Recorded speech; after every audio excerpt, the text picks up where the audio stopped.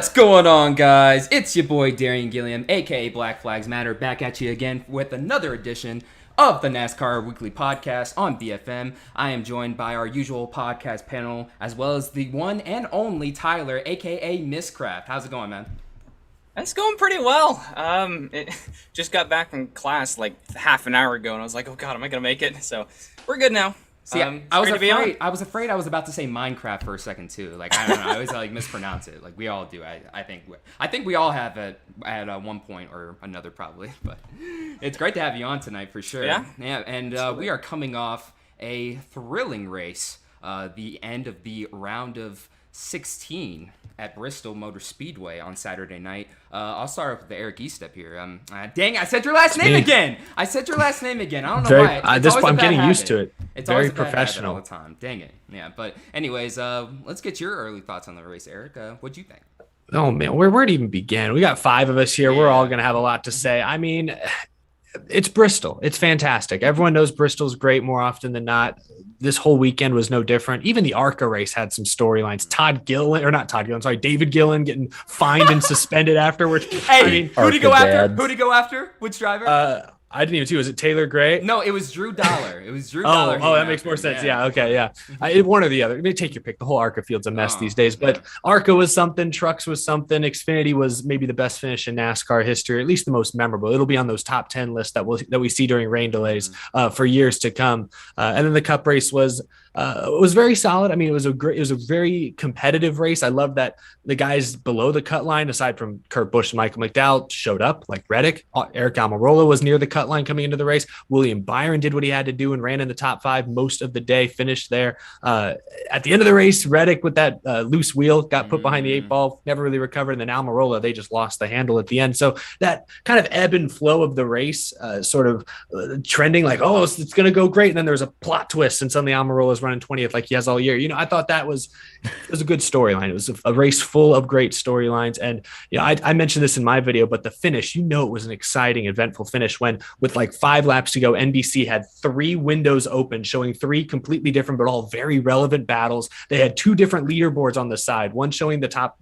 you know, in the running order, and then the other showing the playoff cut line. Like there was so much information being thrown at fans really all night long, but especially late in the race that it's going to go down in history as one of the best, definitely probably the best cutoff race since they've implemented this style of format, but just in general, one of the most eventful Bristol races of all time, I thought.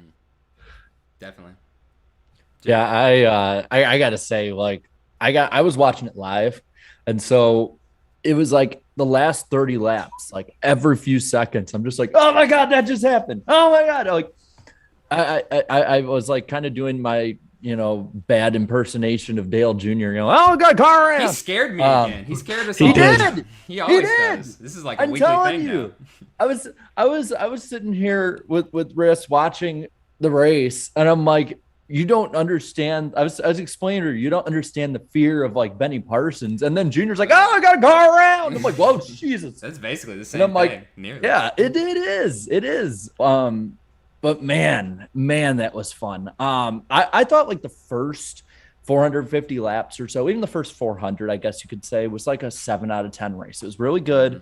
You could tell stuff was building up. There was a lot of storylines that you could really draw from.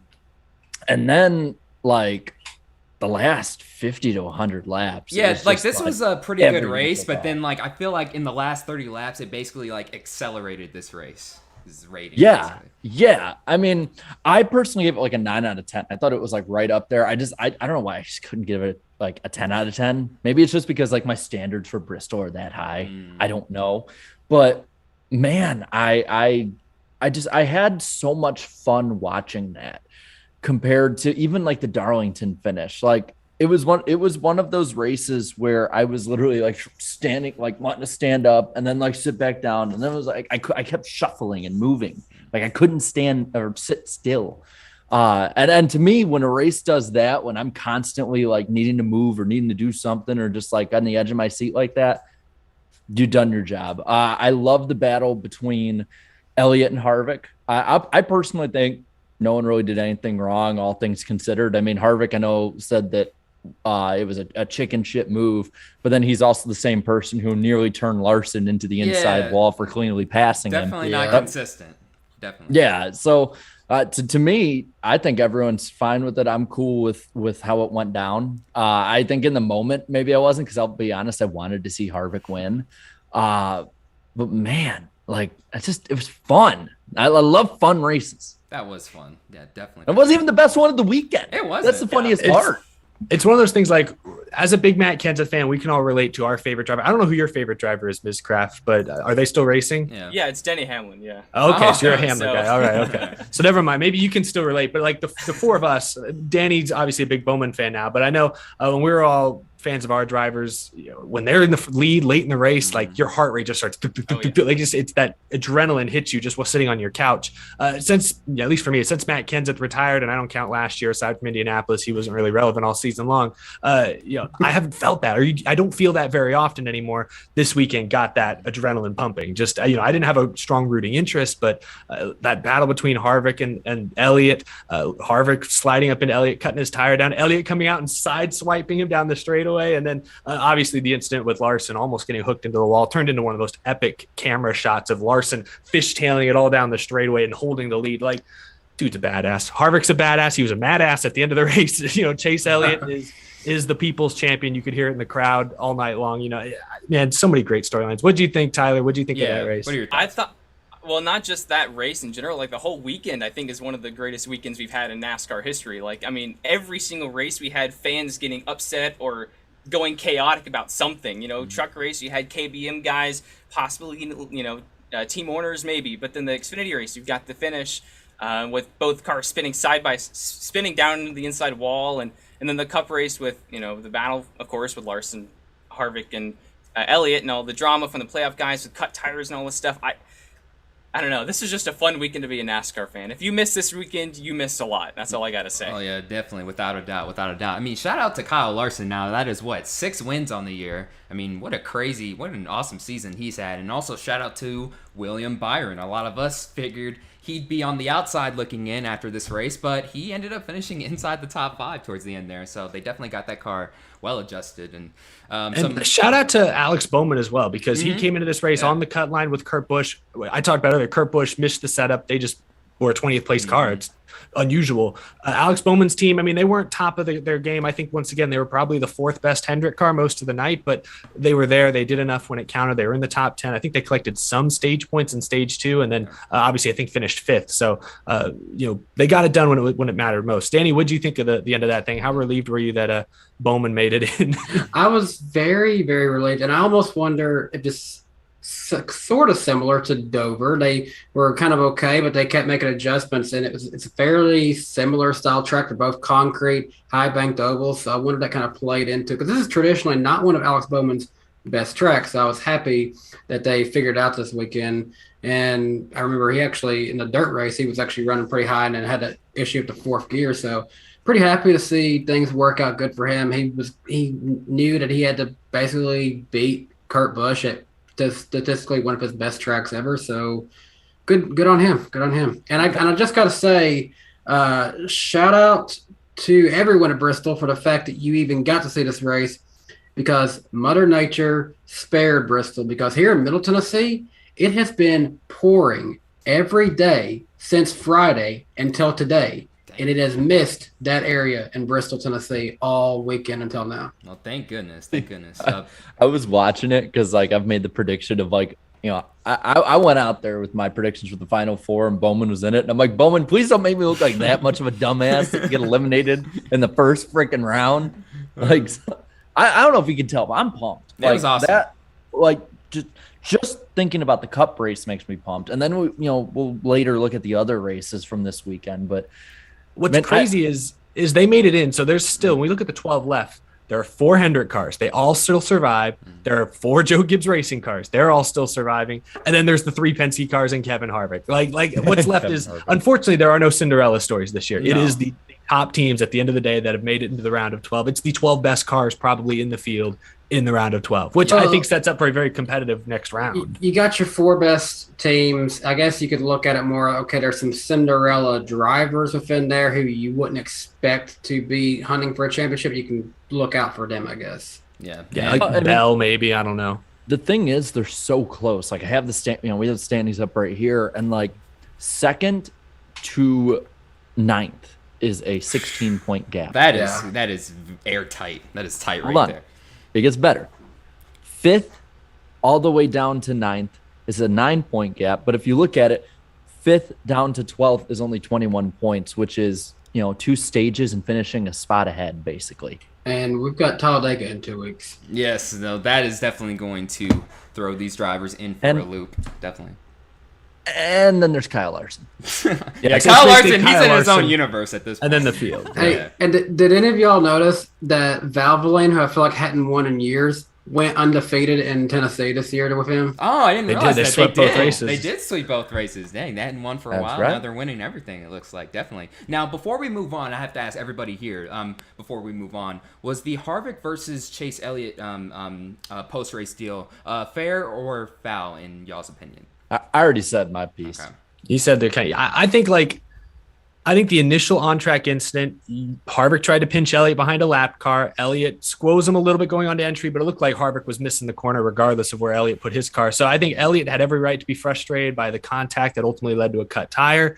And I think the way Chase Elliott handled it, he didn't go out and just junk Harvick. He went out there, rubbed him a little bit, and then just kind of raced him hard, took his line away. He didn't run into him, didn't jack him up in the corner or anything like that, didn't Kenseth into Logano him or anything like that. He just kind of raced him hard, slowed him up a little bit, and let Larson get by.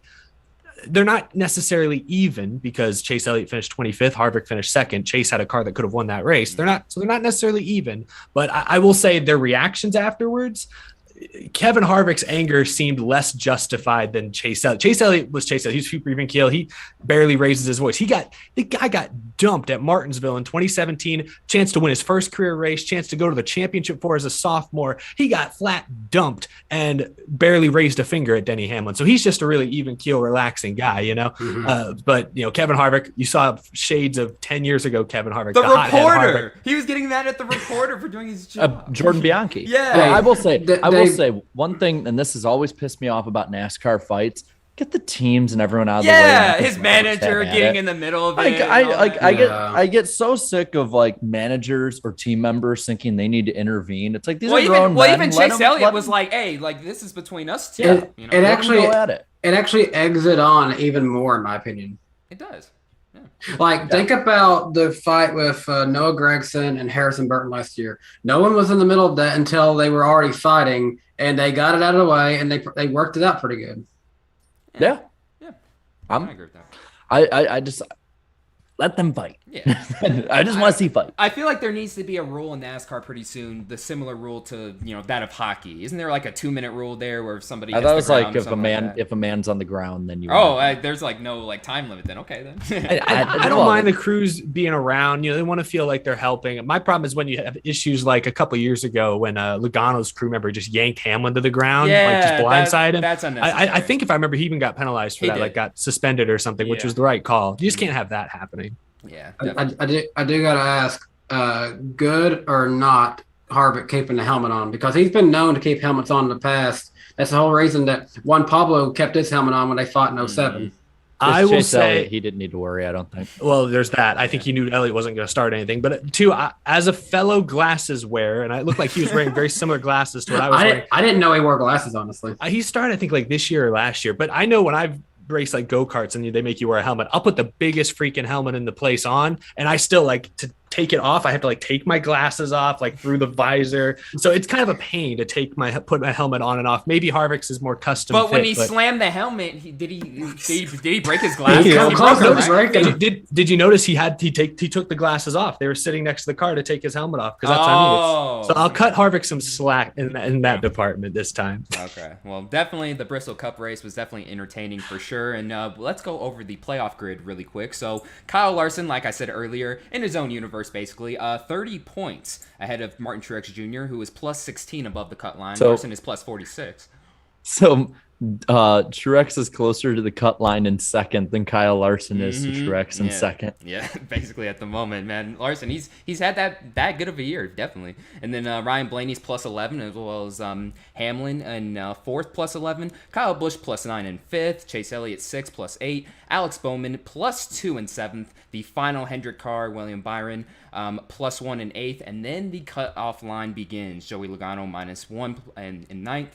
Followed by Keselowski minus 6, Christopher Bell minus 9, and finally Kevin Harvick minus 12. So he'll have his work cut out for him in this round, definitely for sure. Do we want to give any early ideas who we think is going out this round? Too early predictions. I don't know. It's just you can never tell with these playoffs. Okay, name one driver you think would go out in this round. I'm going to say Brad Keselowski. Yeah, Christopher Bell. Christopher Bell. I'll say Christopher Bell. I'll lean Bell. I would lean Keselowski, but he's won this Talladega race in clutch moments in the past, so I won't rule him out for that reason alone. Yeah. Who do you think, Tyler? I'll have to say I think Bell makes it because of the Roval, to be honest with you, because he's been pretty good at road courses. I think I have to go with Byron or Keselowski, so I'll probably pick Keselowski on this one. He's already won Talladega. He's already won Dega this year. He's not going to win it twice, is he? I don't think so. He's probably done it in the past, hasn't he? I mean, if anyone has, it's probably Brad Keselowski. I feel like he has 4 or 5 wins at Talladega, doesn't he? That would be his saving grace, though. If he wins that, then he'll definitely make it in for sure. We should have pulled up our round of 16 brackets because I don't wish I remembered how many whose bracket. I think all of our brackets are probably broke right now because I think if I had to guess, did we all have Kurt Busch making it or not? Actually, I had him out. The only one I missed was Christopher Bell. Actually, I didn't even do a bracket because I knew it was going to. The only one I missed was Kurt. I thought Kurt would make it in, and I think I had Keselowski out in the first. But wait, round. hold on, guys. We are forgetting the biggest surprise. Michael McDowell's out. No, he was one of the true contenders. He was the biggest surprise, wasn't he? I had Reddick and I had Bell out. That was where I missed. Even NBC disrespect. They're like, yeah, just cut out McDowell. He's done. During the broadcast. I saw that. I remember tweeting that. But let's move on really quick. So the ratings for this weekend's Cup Series race. There we go. Now it's up. Okay. The ratings, a 1.2 rating down from 2020, a 1.24 rating, and 2.2 million viewers are also up from the 2.13 million viewers from a season ago as well, and it's also up in the 18 to 49 core demographic. So a slight W for the ratings, I guess, and for the viewership at least. Yeah. Well, and it's the 5th race in a row NASCAR's seen a year-over-year increase in viewership, which I think Adam Stern had said is the longest streak since 2013. Yes, that was right. Now that definitely caught my eye. I was like, whoa, we're going all the way back to 2013. We usually go all the way back to 2017, if we're lucky 2016. But yeah, that's a pretty good stat. They've been small increases. I was looking into it. The biggest increase year to year was the Daytona race, which I think got just over 100,000 more viewers this year than last year. So they've all been very small. Like as we just said there, I think maybe 40,000 viewers was the difference between last year's Bristol race and this year. So a sizable increase, but when you're talking about 2-3 million viewers, it's fairly small, fractions of percentage points here and there. But yeah, I mean, any positive gain in the ratings are good. I think it's interesting. I don't know if we have this on the docket tonight, but talks about NASCAR and the future of motorsports TV deals. I think it's interesting that NASCAR would put that information out there when they're probably, the same week that NBC or that IndyCar announced their 2022 TV schedule with a ton of races on big NBC. NASCAR is like, hey, Adam Stern, can you tweet this about how we get 5 movies really quick? Tweet it. I'll just be honest. I think it's all a game, but it's good. It's a good news. I mean, you can't completely fudge those numbers. Those are real numbers, and they're very positive numbers. But it's just funny that to me the timing. Yeah, definitely. Now moving on to the Xfinity Series race, I got to ask right away, guys. Best finish ever? It seems like it was. Darian's already getting ahead of himself. He's already lost track of the itinerary. We've got the famous poll. Oh no! Oh my God! It's always happens. Oh my God! Isn't this 2 weeks in a row that you didn't know? Oh yeah. I mean, it was a really good Xfinity race. The famous iceberg poll. Jared, do we have a new poll record? No. I don't know. I didn't even know we had one at this rate. Take it. No. Well, yes and no. No, not in votes, but yes, we actually have a new record for net positivity of our race. Yeah. So still gonna be a negative comment. Just you wait. Us and Jeff Gluck had that actually. 77% of people thought this was a great race. 16% said it was good. 4% said it was average. 1% said below average, and 2% said it was bad. So the net negativity is 3%. Net positivity, let me make sure, calculate it all, 94%, which is a new poll record. A new poll record. in positivity. Which maybe that'll translate to the last comment. So just wait until Texas in a few weeks. That'll set the new poll record in net negativity. The direction. Negativity. Watch it be like a thrilling side by side battle all day long. Side by side in Texas? What? Yeah. I know. This isn't 2016, Danny. Come on. Well, the top comment was from MVR owner, is the last fly, I think, in Northern Illinois is here. An MVR owner says Bristol is truly the greatest Coliseum of all time. I agree with that. Yeah. Until we go to LA. JD's diecast says, what a weekend. 3 amazing races. Just forgot about ARCA. I love it. Don't say too much. Yeah, don't say too much. Might hear about Wasn't it on FS1 this week? I think so. It was. Yeah, because I'm at Bristol. So yeah, it was. Yeah. Let's see what we have here. The Gaming Life says, great race, but Reddick not advancing and Harvick not winning definitely makes it hard to swallow. Maybe not for some of the people in the chat. Yeah, they don't care. Let's see what we got here. Noah Coleman says trucks 8 out of 10, Xfinity 10 out of 10, Cup 9 out of 10, average 9 out of 10. Overall, one of the best weekends of racing in a minute. Can't wait for round 2. Yeah, that's gonna be exciting. Hey, 5 points. I see you in the chat. How's it going, man? Hey, how's it going? Let's see what else we got here. Mr. Chief says congrats to Bowman and Byron for surviving the round of 16. Yeah. Oh, I just lost it. Okay, it's back. I'm trying to find go down. We had almost 600 comments. Whoa, which is pretty high. Yeah, they were very we had about this one. We had 400 in the first 3 hours. I can tell that Jacob here is a Kevin Harvick fan because he said screw Chase Elliott. Yeah, no, Jake was choosing violence on Twitter all weekend. I was watching this stuff. He's in that 3%. Let's see. Thomas says Bristol's always a great race. Let's see. Brian says Chase Elliott's the first Spoon Trust Fund baby. Okay, we got a lot of Harvick fans. Oh, we got a lot of passionate fans. At least 3% of our fan base is Harvick fans. And then most of the super chats call him Cheater Boy. Yeah, I was about to say, just wait for the Cheater Boy comments. Just give it time. Well, and then we have Tristan Walker here who says that Harvick is a wimp for not taking his helmet off like a man. I mean, is he a wimp or is he smart? You can look at it both ways here. We got a dude with the Canadian flag saying this is a copyrighted telecast that may not be reproduced, retransmitted, or reused without any. Screw it. The end credit scene. We hope you enjoyed this broadcast. Yeah, guys, that was too real. We're gonna get a copyright. I always forget the exact words though too, Jared. So don't feel bad. Let's see. There's just a lot of people. ASL says higher banking equals better racing. Colin says he's entertained. See if that translates to Atlanta. Oh, never mind. Oh, I was agreeing until you said that. I saw you shake your head. I mean, actually, I'm starting to get mine, so we'll see. We'll see. But Texas made the banking go down. Racing got bad. Atlanta make banking go up, racing go good. We'll see. We need Texas to be all things bigger in Texas. So let's raise it to 40 degrees and 3 miles. Just bring back Texas World Speedway and call it a day. They had high banking there. It was 24 degrees, I think. Yeah. We have. We're getting off subject. Yeah. Well, we've hit the last 2 comments. I'll read the second to last from Red Slayer 86 says.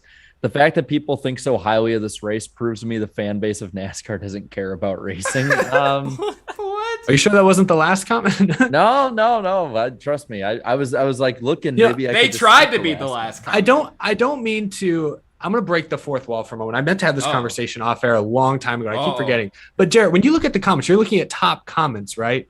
So of course the one at the very bottom is the one that's been thumbed down the most. That's why they're always negative. Sometimes people are positive and people just hate positivity. Yeah. Well, that's true. But I thought when we first started this, I think we initially started by looking at the first comment, as in like who commented first or something like that. YouTube, I think, changed it. I think YouTube changed it up around like April because we used to have positive, negative go back. Yeah, and forth. So something changed. All right. So how about this? Instead of asking about whether it's positive or negative, let's ask how negative the last comment is. That's what it is. On a scale, I think it was just awful, the worst thing ever. On a scale of 1 to 10, right?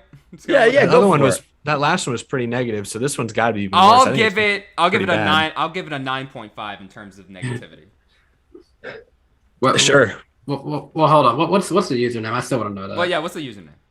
Username is 1 Mile Cup Series. Okay, so 9.5. Man, 9.5. You know the stop motion communities. There's some wild commenters in there. Miscraft knows all about that. Yeah, I see him nodding. There, man. Okay, so on a scale of 1 to 10 for negativity, is 10 the highest negativity, or Yes, 10's the highest. Yes. I'm gonna say like a 7. What do y'all say? What do you think, Miscraft? I gotta go a flat out 10 out of 10. These people, I mean, some of them don't hold back, so I'm just prepared for the worst. All right, here we go. From 1 Mile Cup Series, let me make sure this is up here. Says terrible because of Larson and Elliott ruining everything. Also, Elliott is the new Kyle Busch. What? I don't. I'm sorry. What? Wait, chat. I don't know. Read that again. He's the new what? The new Kyle who? Busch? Kyle Busch. Oh. Kyle Busch is only Kyle Busch because he wrecked Dale Jr. Like Chase Elliott is Dale Jr. Did you hear the crowd cheering? Did you hear the crowd cheering during his post-race interview? Yeah, Kyle Busch is not getting that big of a standing. Let me hear you go, boo. Yeah, okay. Yeah, his intro was really cool. Not gonna lie, but yeah, no. Kyle, Chase Elliott, the new Kyle Busch. What are you smoking, my guy? Oh my goodness, that was funny. Yeah, thank you all for voting on the poll, though. Yes, the famous iceberg poll. And now let's get to the Xfinity race. All right, now we're back on track. Now I've noticed the negative person that we always talk about during the poll segment. I never see them in the chat. I'm waiting for the day one of these the people we're talking about their comment is actually in the chat and tries to defend themselves or something, because I never see it. They throw this negativity out into the world and then they just disappear. They just put their hands back. Funny thing I've noticed, because a lot of times I don't read off the responses, is that people will be like, you're just trying to be negative so they'll read you off on the podcast, and they're legitimately like, I don't what watch podcast? I don't watch this. they're like this just showed up on my recommended. Like I just voted negative. But that's how big the poll is, man. It has a huge. Yeah, it's huge now, man. So. It's gonna take over the world. It's gonna take over. Yes. Yeah. But anyways, the Xfinity race though, Eric, we'll start with you. I mean, like, was that without a doubt one of the greatest finishes in NASCAR history? Period. What? The word needs to be carefully selected. Like, it was maybe the most entertaining finish ever, but was it the best racing? I'll throw the hot take out there that no, it was not the best racing. You had two guys in a row use up Austin Cindric like he wasn't even there, and then you had Cindric use up Allmendinger. So it was kind of, over aggressive, a little disrespectful, I would say, but it was incredibly entertaining. It's the style of racing that you really don't see anywhere else with any other type of cars other than Xfinity Series at Bristol. Like, it was uniquely Xfinity Bristol. And from that perspective, I mean, like I said earlier, it's going to be on top 10 lists as most memorable, most chaotic, greatest finish. I mean, it's still up there, but I don't know that I would say it's the greatest. Like, to me, in some ways, like, races like, the 2003 Darlington finish, of course, that was great racing because it was just two guys, edge of control, literally rubbing across the finish line. Like, that to me is better racing.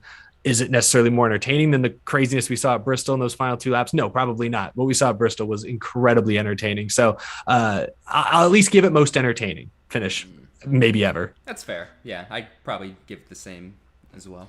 Just the fact of what was on the line for that win, not only winning the race, because everyone wants to win at Bristol. Neither AJ or Cindric had ever won at Bristol, I don't think.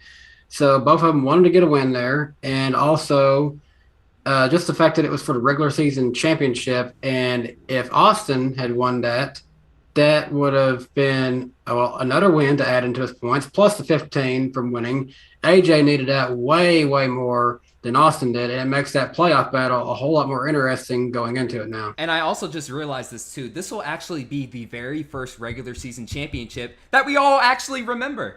Because I always forget them. I always forget them. Well, I'll say, like, after the race, like, I sort of put out a troll poll, basically, where I put what one was better. And I put Rusty v. Gordon, Earnhardt v. Labonte, 95 or 99, or this one. And this one, of course, because of recency bias, took off.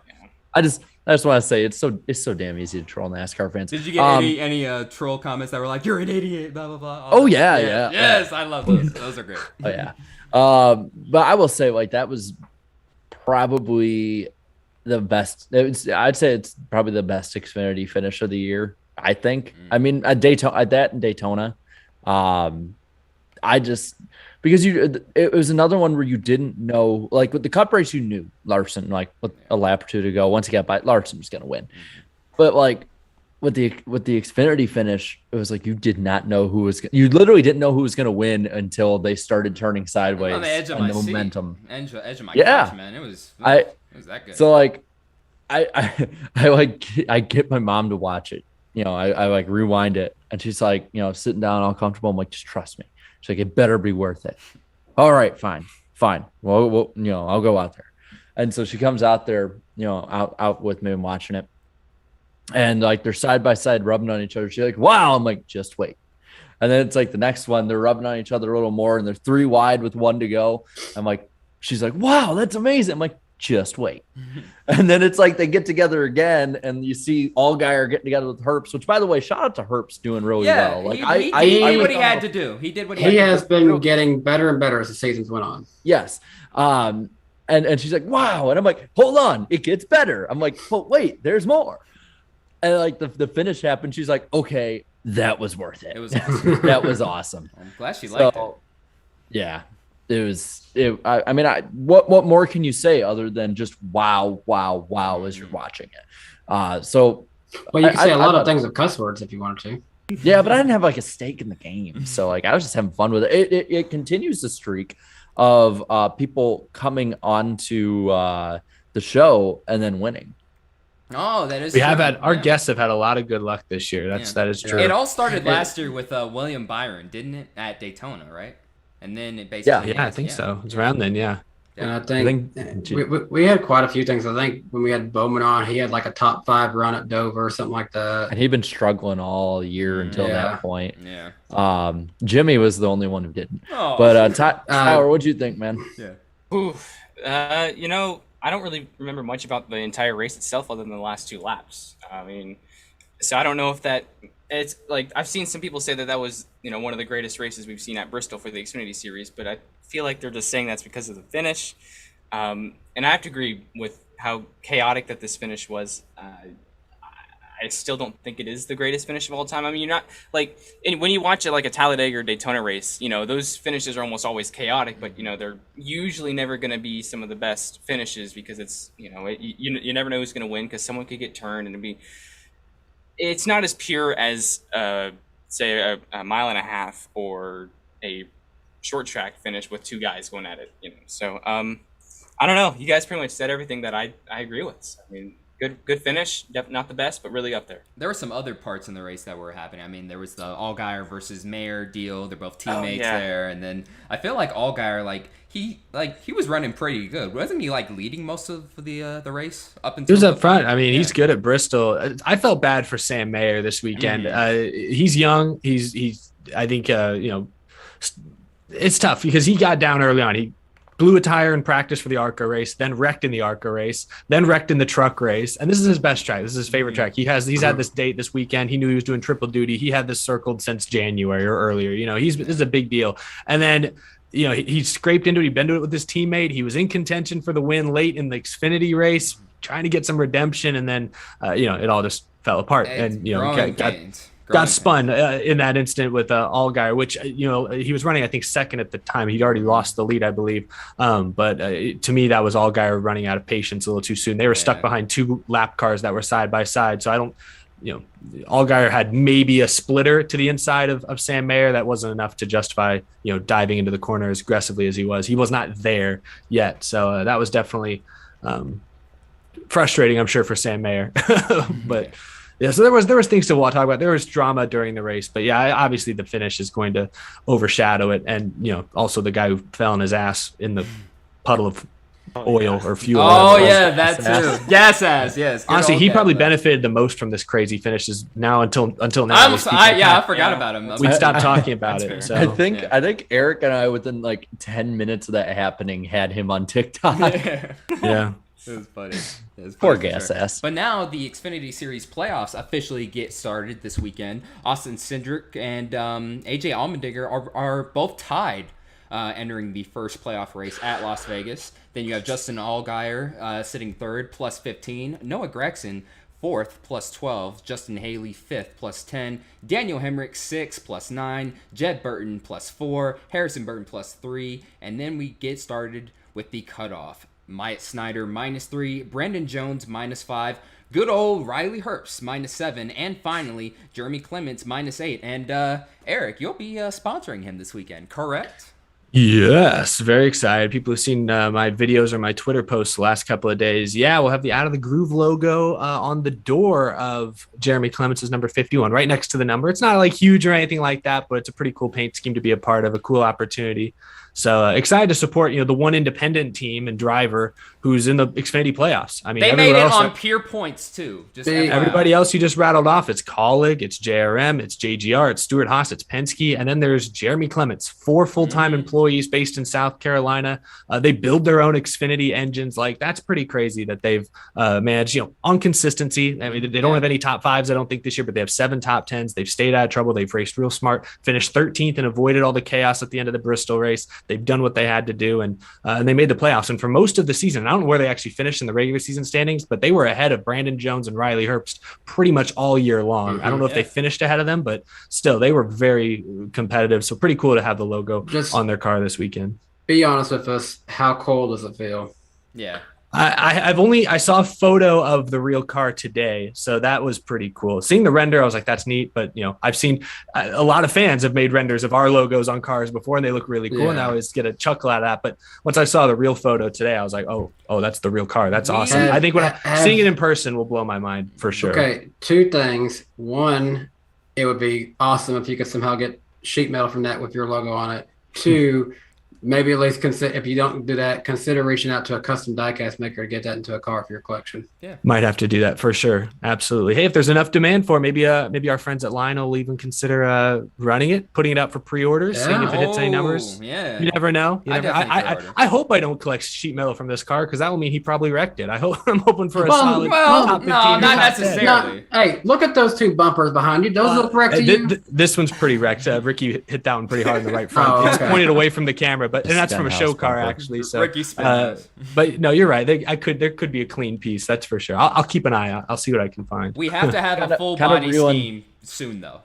Kind of reeling this back. Real quick. Need a few more super chats. I'm gonna reel this back really quick though. Tyler, I want to start with you on this one, man. When it comes to the Xfinity playoffs, who stands out as someone who could shock or surprise for you? There's a lot of people. A lot of drivers, I should say, that are kind of just in the midfield. So I don't know if they'd really be surprises if you'd see like a Burton come up or a Hemrick come up and win the title. I guess the biggest shock would be someone like Riley Herbst coming up. I just don't see anyone being able to top Cindric or Allmendinger at this point. So I don't know. Maybe Gragson can do it. I don't know. We'll see, though. Hey, perhaps Jeremy Clements could have a surprise playoff run. Not saying he'll win a championship, but maybe advance to the next round somehow. I mean, they have been consistent all year. He's a decent road course racer. We got the Roval coming up. Exactly. And they are running Talladega, too, I think, again, aren't they? Wait, so are they running Talladega again? I think they are. They are. Oh, okay. Yeah. Cool. Triple header. Nice. That'll be cool. Yeah. Like, okay, I know I ripped on him earlier in the season, but Herbst really has been getting a lot more consistent. He did pretty much everything I asked, like in my rant earlier this year, and he's starting to exceed on that. So I would not be surprised if he made it past the first round. Yeah, I wouldn't. let me add to that too. It's like ever since the Riley Herbst Experience video dropped, like he has gotten way better. I'm serious. Like ever since. He's easily outperforming guys that are ahead of him, like Brandon Jones, Myatt Snyder, the Burtons. Like he's probably, if you're looking at like right now, just how they're performing, who's up front more often than not, he's probably the 6th or 7th one of the 12. Yeah. Like he's ahead of where he's ranked starting out. So I mean, I'd look out for him the first round or so. Yeah, I mean, he definitely has the equipment, without a doubt. I wouldn't be surprised, honestly, if he does pick up his first win in these last few races of the year. Yeah, I mean, I could see him winning Dega. I mean, he almost got his truck win there a little while back. But yeah, we'll see what happens. That one. Yeah, we'll see what happens with that one. But finally, the final race we're going to talk about, the Truck Series. Chandler Smith, look at your mom. Say hello, man. I was hearing somebody in the background, and I was like, who is that? He's like, hey, and then I heard a deep voice say hi to your mother. I'm like, oh my gosh, like his parents are like trying to wave at him. Dude, she like that video. She was like, Chandler Smith, look at me. I'm like, she was yelling like, damn. Like she had that mom tone going on. Yeah, I'm like, dude, he just scored his first career win. He doesn't know what to do, man. Yeah, chill for a minute. Did you see the video of the? There was someone who was standing right next to her at the flag stand. They took a video right behind her. I think it was like, Chase from Garage Guys. Yeah, it was. He was there. That was him. Why did I think with the way she was going, Chandler? It was like she just found out he's been racing this whole time. She's like, get over here! How long you been doing this crap? But that's what it low key sounded like, bro. I swear, like, Danny, yeah, that's what it sounded like. Like she just found out he's been racing. Oh my god! Like he got in trouble or something like that. You know what I mean? You're like, supposed to be doing homework. Like he just won. But dude, I mean, like, let's talk about that. Let's talk about that finish for a second. I mean, like Chandler Smith, I mean, he was way below the cut line. There was no way he was going to make it unless he won. And then he kind of roughed up his teammate, John Hunter Nemechek, a little bit there. And then in Nemechek's post-race interview, he was a little bit, I mean, well, not a little bit. He was pretty pissed off, not going to lie. But I mean, hey, Chandler Smith did what he had to do. But poor Austin Hill and Todd Gilliland are now eliminated. So what are your guys' thoughts? It's not a good weekend for the Gillilands. No. Oh, yeah. I just realized that. Dang. So got suspended, and now your son's out of the truck playoffs. Out of the truck playoffs and an Arcadad. Damn. I gotta be honest, Austin Hill really surprised me because last year he seemed like a guy who could legitimately be contending for the championship, and then he wasn't even championship for last year, though, was he? No, I don't think he was. So. I don't think so. Yeah. He made a deep run. Like he was in contention. You know, he's won races. He's a guy who's good, but he's just not great because 2019 at Homestead, he wasn't in championship 4, but went out and won that race. And, you know, it's like if he could just make it to that championship 4, he'd be a good shot to win it. Yeah. And a really quick shout out to the one and only Doug Colby, who won the first ever SRX race in history. Finished P12 in his Truck Series debut. I mean, I would like to see him in a few more truck starts at different short tracks. We'll see if that happens. Yeah, I don't know his story, but I wonder, did this deal come together because of it did the exposure? It did, yeah. So that I love that about the SRX that they've gotten, like Luke Fenhouse's name is out there now. Doug Colby, who that's a name I think I commented on this show a while back. Like I was watching the modified race at like New Hampshire, and of course he's running up front against Ryan Preece, and it's like all of a sudden I'm like, oh, I know that guy. That's Doug Colby. Like, oh, go Doug. You know, it's like just subconsciously, you have a vested interest in some of these guys, and that's the SRX. You know, I miss the SRX now. It's been a while since we talked about it. I miss it so much. I mean, the chat just reminded Ernie Francis Jr., another great example of a driver that was not really on many people's radar. I would not have known about Ernie Francis if it wasn't for SRX, honestly. Yeah, and he's a multiple-time road racing champion. He's like, all of a sudden it's like, I'm like, well, like who is this guy? Like I never. Why have I not heard of him? Yeah, so well, now we heard of him now. So yeah, SRX, keep doing your thing. But the Truck Series playoffs are looking like this now. John Hunter Nemechek is plus 44 above the cut line, followed by the one and only Sheldon Creed in P2 plus 20. Ben Rhodes, kind of a sleeper at this point, but he's still, kind of forgot he was in the series. He hasn't wrecked anybody in a while. He's still running pretty consistent though. Dang. Okay, Eric, lower to Savage. I mean, Eric, come on. Over the top rope. Dang, what do you have against Bell? Or not against Bell, against Ben Rhodes? Just that? Watched him nearly murder somebody right in front of me at Texas last year. Oh, he did. I'm not going to be that dramatic about it, but like an F1 fan. He tried to murder Lewis. And He tried to murder him. Box. No, I'm just kidding. Anyway, Ben Rhodes. Guys, we're not even at the second hour of the show. How are we already going this way with I this? know I'm sounding like Lewis Hamilton. Like we're only like not even an hour in, and I'm already asking for new tires basically at this point. I have the box now. My tires are where it's only been 2 laps, Lewis. Okay, no, let's get back on track now. But Ben Rhodes, kind of a sleeper at this point. P3 plus 13, and then finally Zane Smith. He's just barely above the cut line in P4 plus 3, and now below the cut line, Chandler Smith. He came in clutch, and now he's sitting P5 minus 3 points. Matt Crafton minus 5. Carson Hocevar minus 7. And finally, Stuart Friesen minus 8. I mean, like early thoughts here. I mean, who are some guys we can just automatically eliminate here? He's probably not going to make it out of this round, but shout out to Stuart Friesen. Yeah. They don't have quite the same competitive equipment they had a few years ago. It's a shame. But they're better. They're better than they were last year, though. That's for sure. Yeah. That's true. They have improved. Like last year was kind of they really weren't very relevant, but this year they've been a little better. But I don't think much has changed. I think they're just putting better equipment out on the track, which is cool to see. So shout out to him making it to the round of round of 8 in trucks. That's pretty cool because trucks are so competitive right now. I mean, there's realistically 15 or so trucks on a weekly basis that could win, not necessarily likely to win, but could win. So making it the top 8, that's commendable. That's your top half of the competitive cars, Yeah. I give him that. Who do you think, Tyler? Yeah. Who do you think?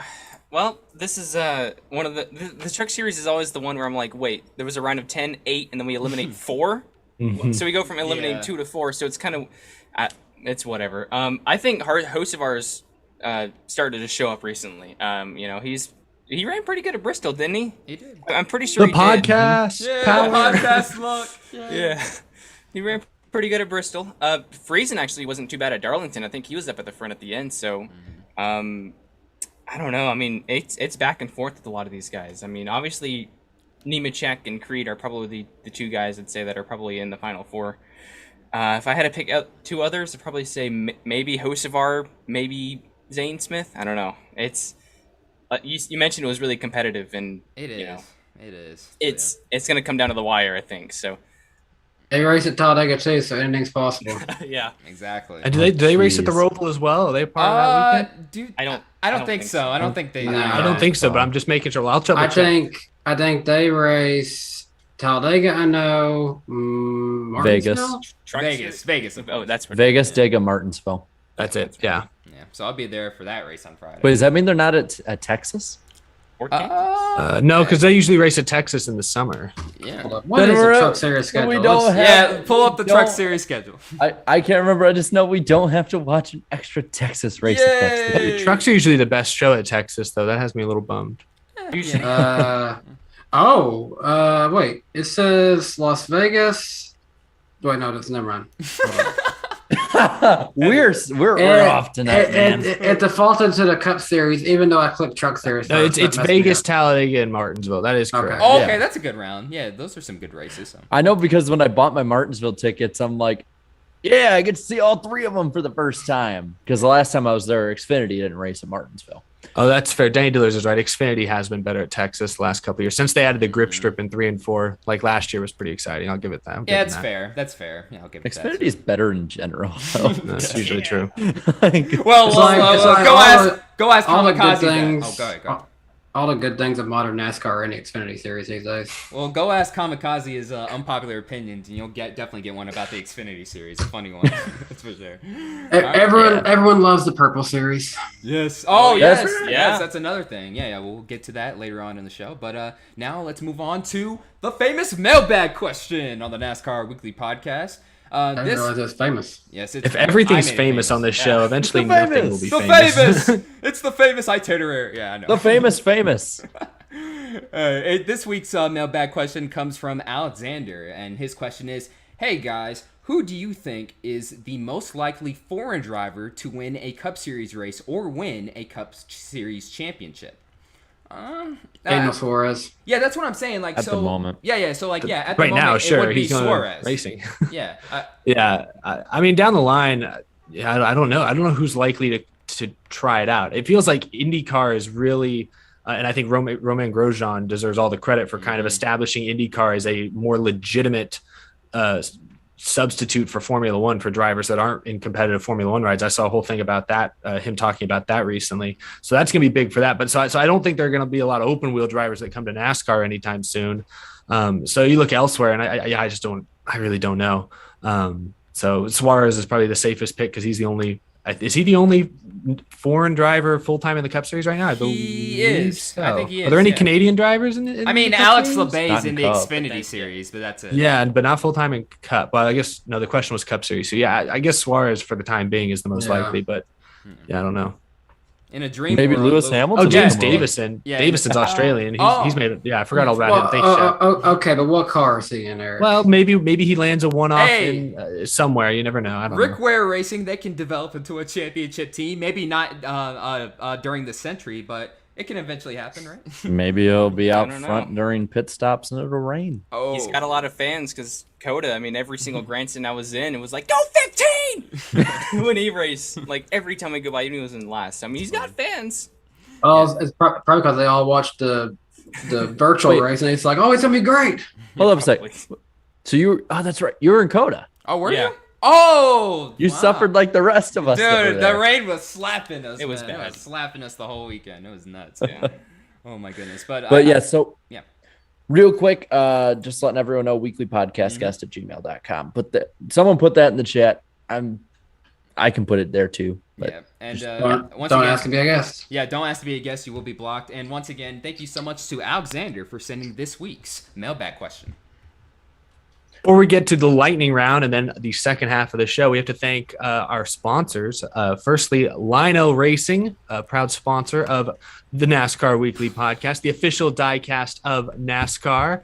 You can order the new 2021 diecast of your favorite driver right now at lionelracing.com or at an authorized Lionel retailer. And don't miss Lionel Racing's NASCAR Authentics diecast at a Walmart near you. I don't know what wave they're on. I think they're on wave 7. There's so many waves. We've lost They track. just announced a new one, but I don't know when it actually hits stores. And if you missed it this week, Lionel has an all-new podcast straight from the source, Authenticated, a diecast collector's podcast, is now available to listen. You can head to groovymotorsports.com, scroll to the podcast section, and you can listen to the latest episode. They have a few episodes up now, but you can listen to their latest reaction to the Bristol race. They talk a little bit about that AJ Allmendinger race win, how they're going to try and put that one together. Good luck with that. That's pretty good luck crazy. with that. But yeah, really cool to have Lionel involved with the podcast network. And also earlier this week, their CEO was on Out of the Groove to show off a little look at the first shot, as they say, of the next gen diecast. You can get a little information about what those cars may look like, some of their unique features. Gentlemen, what do we have here to show off tonight? My most random diecast of all time. A signed Jeffrey Earnhardt Go Fast scheme from 2016. I think Signed. He only ran like a handful of races in this and just left them, I guess. But yeah, this is definitely the most random diecast I have in my collection for sure. Is it just me, or does that window look shorter for some reason? I don't know why. Maybe it's the lighting. Maybe, I don't know. Does it look shorter? I don't. It I don't know. looks flat. Yeah, I don't know what that. Yeah. Like, it looks very like. I thought that was like Maybe a not. Canadian. I thought that was like a Pinty's car for a second. Yeah, I don't know. I don't know why, but yeah, it's definitely random for sure. Celebrating the fact that he survived the round of 16, I've got Alex Bowman's rookie car, and it's signed by Alex Bowman. And oddly enough, the number on this one, the DIN, is actually 48. Whoa. Ooh, that's cool. Nice. New little I cameo. have the number 1 Dale Jr. Coca-Cola car because we're just showing that everything is better than Pepsi on this show, right, Carnation? Oh, no. Yeah. Don't let him get it. Don't let him hear that on Twitter. He'll come after I you. hope he does. Anyway, this is a really nice car, and I like it. I like it. It's a good car. I like it, and and look, it's got polar bears. Oh, How do you not like polar bears? And he's the man in black in that one. Pepsi doesn't have polar bears. yeah. That's when Dale Jr. was the man in black for a day, basically. Yeah. Yeah, technically. And Miscraft? Yeah, I've got Tony Stewart's Six Flags car. Oh, when did he run that? Michigan, I don't right? remember that one. Did he run that Yeah. in Michigan or? somewhere? I don't remember. Yeah. I like this car because I'm a roller coaster enthusiast as well. Mm-hmm. It's got a roller coaster on the side, doesn't it? Yeah, it does. It's got That's a cool. loop of some kind. Yeah. What's your favorite roller coaster, Tyler? Maverick at Cedar Point. Hey, Okay, I haven't been. I went during the pandemic. I went on a big roller coaster like enthusiast YouTube binge. So I haven't been to that one, but I rode Velocicoaster recently, and that one knocked me out of my seat. Yeah, that one's pretty great. And then Eric, you have a KFB scheme. I see. Yeah, Kyle Busch's rookie year, his first win diecast right here. Not signed or anything, not that exciting. But in honor of going to Las Vegas, Kyle Busch's hometown, home track, I figured I would show off this car that he didn't win with at Las Vegas, but pretty cool nonetheless. But sweet deal. Thanks again to Lionel for supporting the show. What's up next, Darian? I think we all know, and now we should brace ourselves. Do y'all hear something? Do you guys hear anything? Chat, do we hear anything? Oh, I think it's actually it's the lightning round on the NASCAR Weekly Podcast, and it actually struck me. Oh, now it's striking Eric. Oh my gosh, it's going all over the place. Jared, just read it so it can stop. All right, here we go. So we'll start off with the bad news here. The Cars Tour event at Rockingham will not take place this November, unfortunately, due to a shortage of Hoosier tires. This reported by Matt Weaver. But positive thing, NASCAR streamed the 2008 Sharpie 500 on their YouTube channel. So, man, they were on a roll with Bristol this weekend. Everything Bristol was good this weekend. Even the old races were good. Shocker. So also we can now officially confirm they just announced this past Monday that the Richmond Fall race did hit a 4-year rating high, peaking with 1.9 million viewers at the time of reporting. It was the 4th straight race to post a year-over-year viewership increase, according to Sports Media Watch. For the Clash, all teams, it will be open to all teams. We'll probably use heat races to set the field as well, according to Steve O'Donnell. Okay. Food City, all the teams will come, though. Food City has extended its spring and fall deals with Bristol Motor Speedway this past weekend with multi-year extensions, according to Bob Pockrass. Mike Wheeler has been moved to competition director at 2311, while Booty Barker will now serve as crew chief for Bubba Wallace, started this past weekend at Bristol. Where did he finish? 15th, 16th? Because they ran in the top 15 most of the race. Yeah, they finished around the midfield. Yeah, not bad. Nutrien AG will drop their support of colleague racing, so the team could drop one of his Xfinity teams, according to the AP. Oh, dang. That's surprising, because I figured that sponsorship was what was partially helping them jump into Cup this year and buy those new charters and everything. So, all right. Josh Berry will replace Michael Annett in the number 1 car at Las Vegas this weekend as he continues to recover from his injuries. This reported by J-Ski. Pocono Raceway has confirmed that they will have a race weekend that will host Cup, Xfinity, Trucks, and ARCA on their website. They confirmed that for 2022. Denny Hamlin has said he's still confident in 2311's ability to get a charter for the 45 team for next year. Says they're still had it. I thought they had it already. Says they're still in talks with Front Row. Oh my goodness. Okay, still in talks. So no, they have not had it. Streaming will play a much bigger and much larger role in NASCAR's next TV contract, says NASCAR VP Brian Herbst. This reported by Awful Announcing. The Xfinity series is now purple. So, beginning next year. It's a little weird that they would announce it the week before their playoffs start, because I think everything's going to be red for the rest of this year. They're like, by the way, next year it's purple. Also, is this like an Xfinity in general they're changing to purple, or is this just the racing series they're going to change to purple? I think I read it's a whole brand, like a whole thing. So, because that's what I was a little annoyed. I'm like, oh, but this ruins the blue, red, yellow, and the NASCAR logo, with the banners and stuff. But I'm like, I guess if Xfinity as a company is switching to purple, those purple playoff banners are going to look sick next year, though. They're going to look awesome. Which I don't know. All I'm going to be saying is Barney is a dinosaur. Someone brings up the David Landau, like he'll probably go to every Xfinity playoff race now. I still that idea of having the first round, like having each round be NASCAR colors for the Cup playoffs. I'm like, that's a realistic possibility now. Just saying. Interstate Batteries is sponsoring Ty Gibbs this weekend, and then finally, the 2022 NASCAR Cup Series schedule will not go head to head with 3 major golf events that it did this past year. The Masters, Martinsville is on a Saturday night that weekend. The PGA Championship, the All-Star Race, is also at night that weekend. And the U.S. Open, which is NASCAR's only off weekend. So that's all. I'm gonna be honest. If they were against it, I wasn't gonna pay attention to golf. That's just me. Yeah, Golf brings in viewership. It does. Especially though, yeah. Sunday is always the final round. That's when I get it. I wonder if there's a golf weekly podcast. I need to look that up. Is there some type of golf weekly podcast? I think golf YouTube is a thing. So. Yeah, I'm think sure it is. Everyone has a YouTube community. Yeah. For sure. But that's it. That's the poll or lightning round. Now, Darian, now you're throwing me off. And once again, that was the lightning round on the NASCAR Weekly Podcast. Thank you guys so much. And now, back to the show. Real quick, I found it interesting. I don't have the tweet pulled up, but I saw a tweet. You mentioned Ty Gibbs being sponsored by Interstate Batteries this weekend. Joe Gibbs Racing posted a side-by-side photo of his fire suit for this weekend and Bobby Labonte's fire suit from, 20-something years ago. And they said that, I think it was Ty Gibbs's fire suit weighs 2.5 pounds compared to Bobby Labonte's weighed 5 pounds or something. I just thought it was interesting. The evolution of fire suits. I mean, Ty Gibbs may be a slightly smaller guy, but still the evolution of fire suits that it's now a lighter weight material compared to 20 years ago. I thought it was interesting. The materials today are a lot more kind of quote shiny compared to what they used to be too. Yeah, it's like a rain jacket now. I don't know. Anyway, I thought that was interesting. But now I'm curious. I want to see just how Bobby Labonte is 5'9". I want to see how tall. He's pretty small. How tall is Ty Gibbs? It's not the. I'm gonna guess 5'7". Yeah.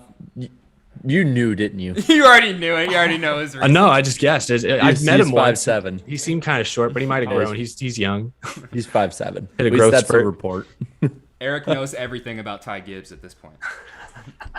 What's his address? Kind of creepy. Do you have his It's kind of creepy that I just knew that. What's his star sign? Oh my god. Yeah.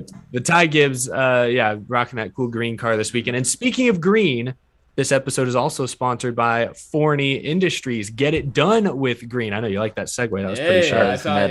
Nice. Forney offers a full line of welding and plasma cutting machines, metalworking accessories, and much more. Great for do-it-yourselfers all the way up to professional metalworkers. Forney has everything you need for your next project. Shop Forney's top-of-the-line products at forneyend.com, ForneyInd.com, or at an authorized Forney dealer near you. Their logo is big and green, so you can't miss it. You won't miss it. Thanks to Forney for sponsoring the NASCAR Weekly Podcast. Now we've made it. We're making good time now. We've made it to the second half. Hey, of the show. I told you I'm a beast of a host, right? Yeah. Killing it. Anyways, now the next segment. Hurry up and get done. Just hurry up. We'll just end the show right now. But yeah, no. I am about to read off some super chats really quick over the next 5 minutes. Thank you guys so much for sending them out tonight, and we will begin now. Okay, I am on the clock.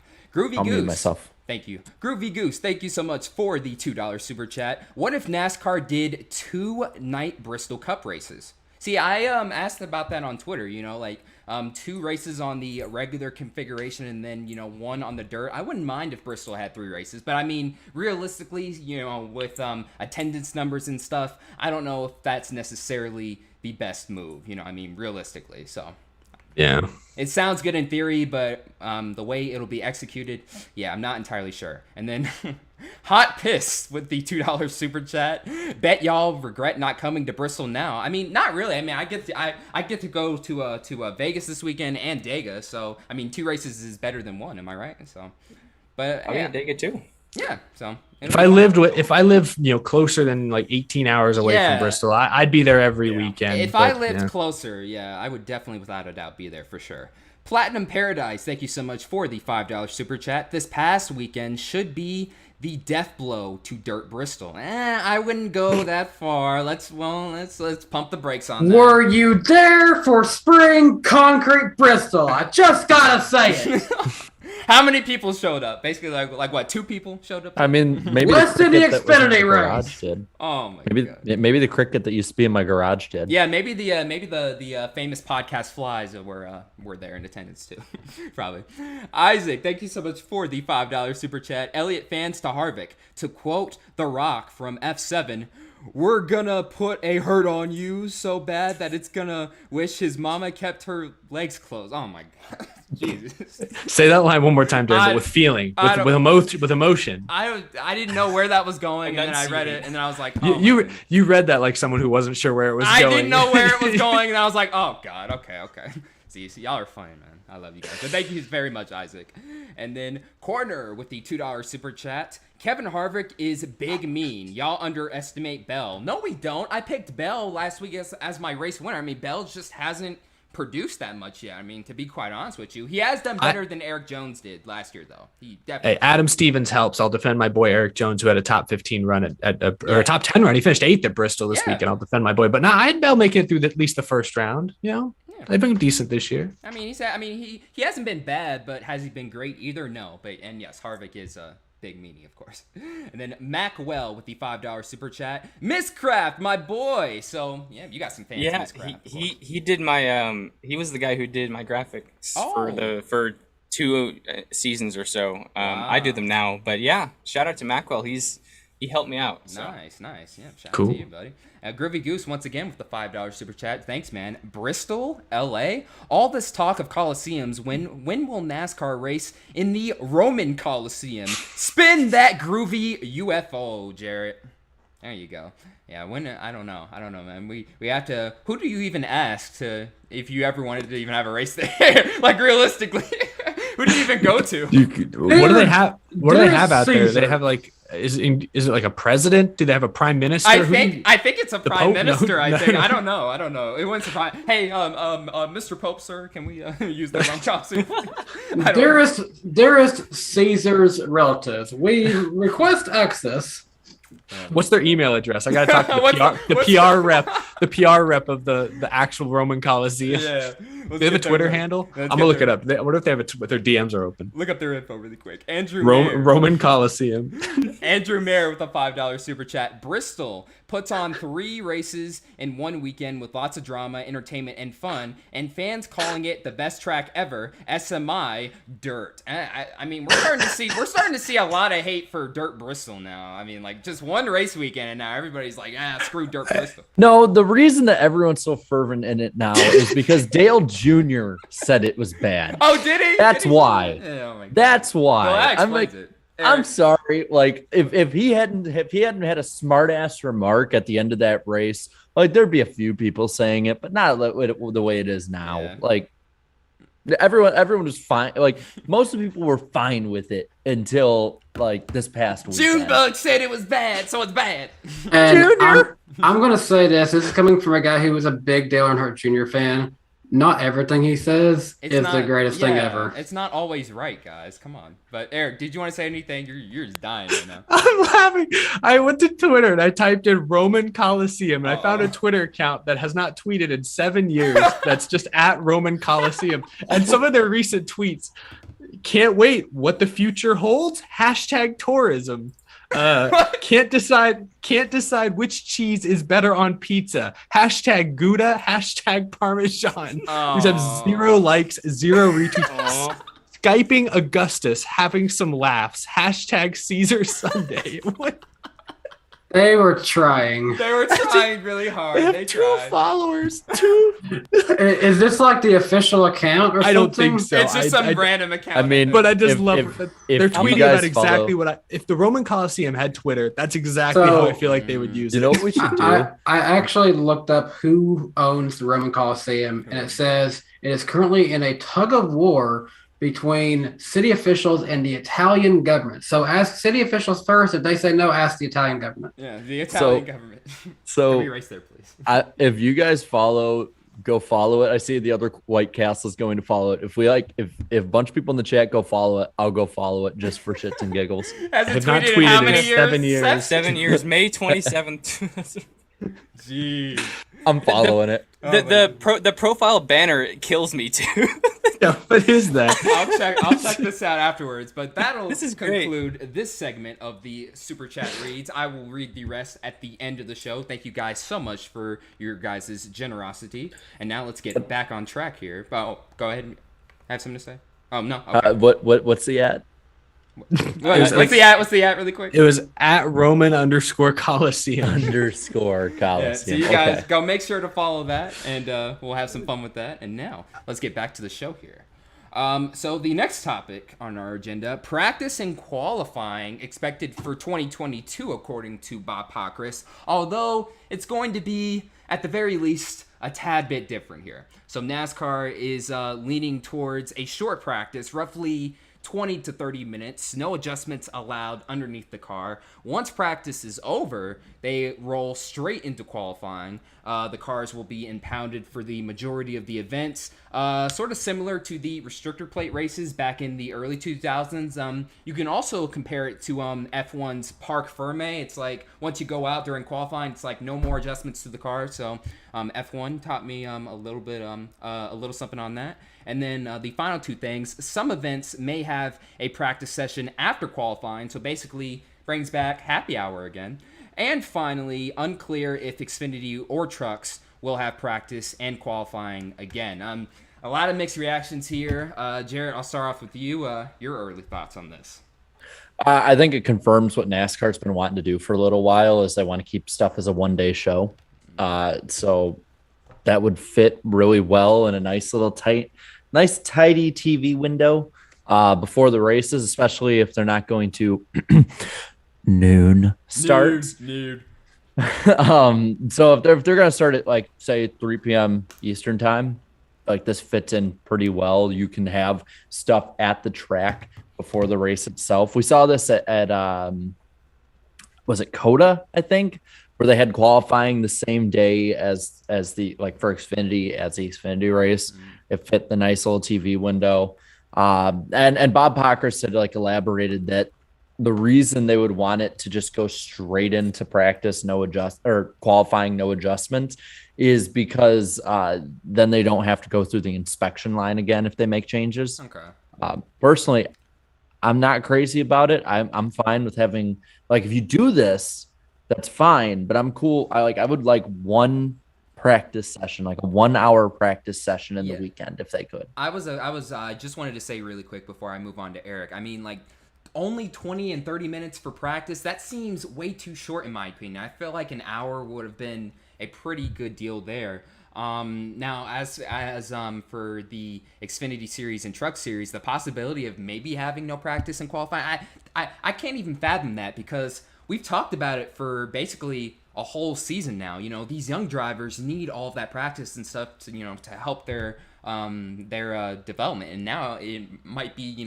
snagged away from them for good here. So how does this fit in the contract? Because isn't Fox and NBC, isn't it in their contract that they're going to be putting out practice sessions during the weekend? Yeah, I don't know. I guess they have to work that out. But I mean, if it's not something that NASCAR wants to sell to them anymore, and we'll see what happens with that. But Eric, what are your thoughts? Yeah, I'm kind of with Jarrett. I'm not a huge fan of this. I mean, I'm not totally against the idea of one-day shows like Xfinity. They have their little practice qualifying thing Saturday morning, race Saturday afternoon, Cup Sunday morning, Sunday afternoon. I'm not totally against that, because you still have multiple sessions throughout the weekend, incentivizes people buying weekend tickets and camping and stuff pretty well. I'm not totally against that. My problem is, you guys know, I don't know if y'all been to dirt races, but you go to a dirt race and they'll wheel all the cars out there. They'll do a couple pace laps in their qualifying order, and then they'll wave a little cross screen flag or something, and they'll do 3 or 4 just hot laps where there's full speed just to make sure the cars don't explode or something. And then they'll slow back down, line them up, and then they'll go green with the actual race. That's what this is. This isn't a real practice session. You're not allowed to adjust on the car in any significant way. It's 20 minutes to go out there, make a short run, make sure the wheels don't fall off. That's like a warm-up session. Exactly. It's a warm-up session. Yeah. It's not a true practice session. So that's very disappointing to me, that there's not actually going to be a chance to, like in Bob Pockrass' tweet, they're not going to be able to work underneath the car. It's all being finalized. Maybe they'll change this. Maybe this won't be what it actually turns out to be, but this is what it sounds like. The fact that they can't make any significant adjustments to the car means it's not a true practice session, and it's only 20 minutes long, and it leads right into qualifying and it's an impound race. So you're not even able to work on your own special qualifying setup versus race setup. I thought that was always kind of fun, how some teams always hit it for qualifying, but missed it for the race. Or you could kind of pick and choose your battles. You'd have teams that intentionally tried to trim their cars out to qualify on the front row, and then they'd fade during the race. It was sort of a give and take. Like those storylines, that competitive, element of the weekend is now completely gone. So it's better than what they have now, which is no practice, but it's not nearly as good as I was hoping for. Maybe they'll do what they did with other decisions and move it from the rear of the session to the front of it. They do qualifying and then practice. Slide it forward. I almost feel like I'd rather see them get an hour for practice and then base their starting lineup on practice speeds.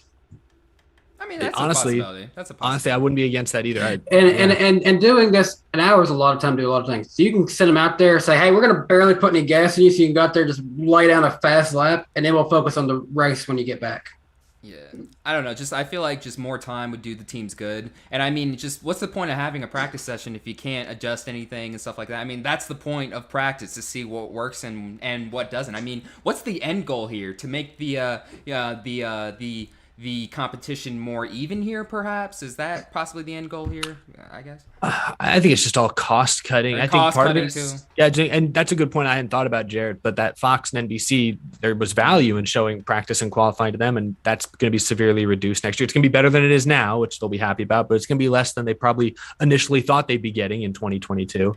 But I think it's just a cost-saving thing. I think, honestly, if they're running the Gen 6 again next year, they probably wouldn't do practice or qualifying outside of a few races. They'd probably do exactly what they did this year. I think NASCAR's almost reluctantly giving us this little, 20-minute practice and qualifying because they feel like they have to, because it's a brand new car. Like, if it wasn't for the brand new car, we might not even be getting this. That's how someone in the chat says they're turning into penny pinchers. And that's kind of true. I'm in favor of them saving money. But now it's like, almost every decision feels like it's saving money. Yeah, and now it's all we're happening doing all too at much. once. We're doing too much here, I think. Like removing live pit stops for a lot of standalone Xfinity and truck races. Okay, brand new car. I forgot about that. Brand new car that completely downsizes. There are plenty of employees now that are basically out of jobs next year because just that's the nature. Had to downsize. The business got smaller.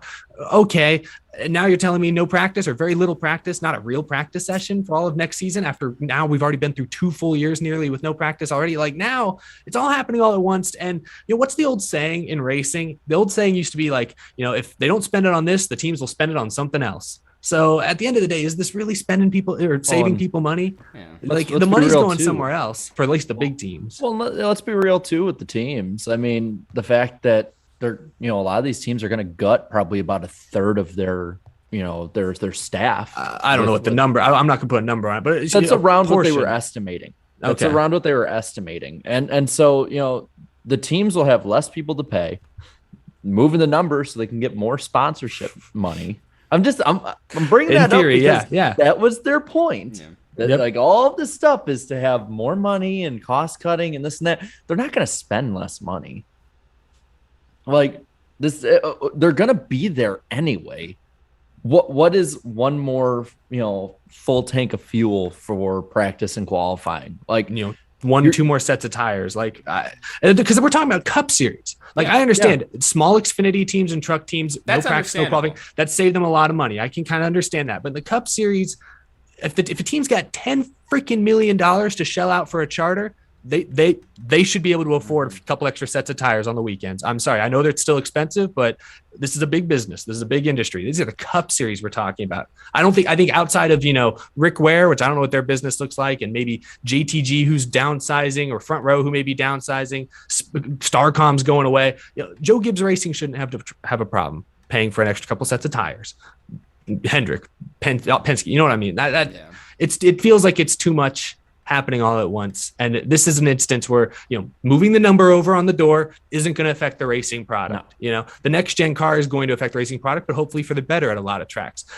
Removing practice and qualifying, or severely limiting practice for next season, once again, it does have an effect on the racing product and has an effect on the at-track experience during the weekend. So this one hits not close to home, but it hits harder than some of the other changes because it's directly in the face of the fans. The fans want to see more track time during the weekend, and NASCAR is very reluctantly giving them just a sliver of it. So I'm not a fan of this move overall. It's better than it is this year, but it's not as good as I was hoping for. I'm a little disappointed as a result. It just feels bad that we have to keep justifying to ourselves. Oh, it's not as bad as this year. It feels bad that we have to do that. That's just I think becoming too consistent now. I think that's what they're banking on. Yeah. You give them just enough that they want more. We want more. I mean, for years I would go camping at Chicagoland, right?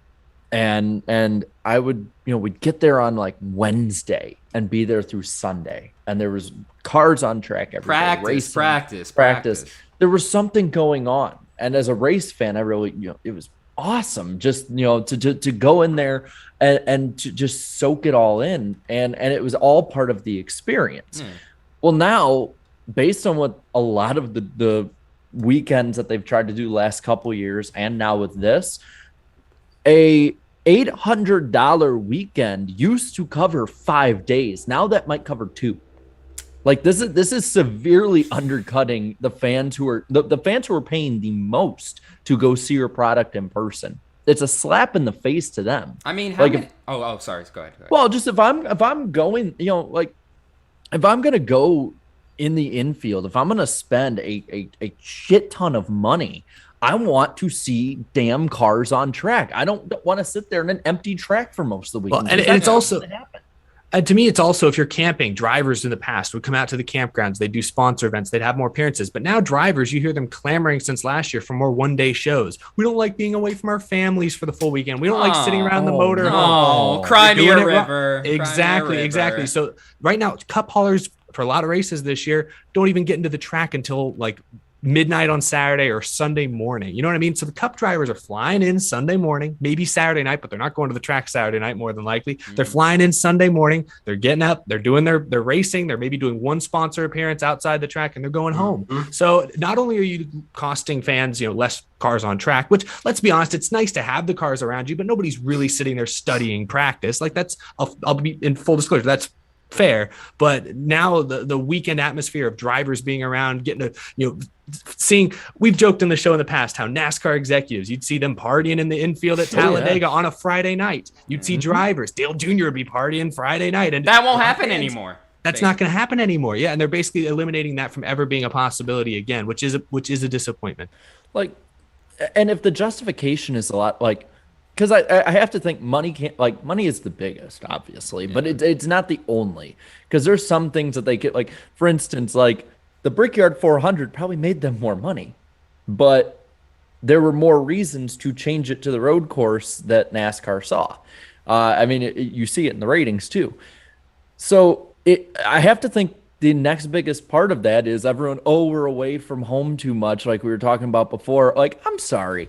Like, I could sympathize if it was like someone like on an oil rig or something, or someone that was doing really hard manual labor. Like, I know, we've talked to a lot of the drivers. They're really cool people, but I do not sympathize, and I don't think fans at home should sympathize a damn bit with listening to a millionaire who really, if you look at their job of driving, now is wanting to work 1 day a week for 36 weeks a year. Yeah, I don't sympathize at all with you're you not with that. you're not going to get much sympathy in that case from NASCAR fans at all. NASCAR fans generally are a fan base that, I think they look at the median income of a NASCAR fan per year is like in the mid 40s to like low 50,000. And then if they're even that lucky. And then they hear some gazillionaire talking about, I miss my family. I only want to work 1 day from home. Like, well, I mean, obviously they're working more than 1 day during the week. But my point is, of course. The number one complaint you hear from drivers is they don't want to be stuck in a motorhome doing not much for 2 days. You're doing it wrong. I read that article with that Jeff Gluck put out today about Noah Gragson. He is one of the best in the business. He goes out Friday, Saturday. He's at his merch hauler, signing for fans, meeting fans. He knows what he's doing. Like, that's how you build your brand. That's why he's one of the most hated, but he's also arguably the most popular driver in Xfinity these days because he puts the work in. And drivers wonder why their salaries have gone down. Drivers wonder why their fan base is not shriveled. putting the work in. It's because you're not putting the work in, because you're asking for one-day shows as opposed to, hey, maybe rather than sit in this motorhome for 3 days, go be like Corey LaJoie and throw the football with fans. Go paint on the curbing at the Roval and make some headlines. Do something fun and artistic and creative with your time. Artistic. But drivers just don't want to do it. Like I'm not every driver's a millionaire. Some of these drivers, these teams, they're gritty, they're working, they're hard. I understand that, and I understand it's hard to be away from home for 3-4 days a week for 38 weeks. It's difficult. But that's what you signed up for. Yeah, I was about to say, my argument to that was that's what you signed up for, man. I mean, you don't like it, don't race in NASCAR. I mean, it's just plain. It's completely tone deaf too of the people you're entertaining. Yeah. I mean, when you look at NASCAR fans in general are very hardworking people. You see so many stories of these fans who are like, I saved up for an entire year so I could go for 2 days to this race. Yeah.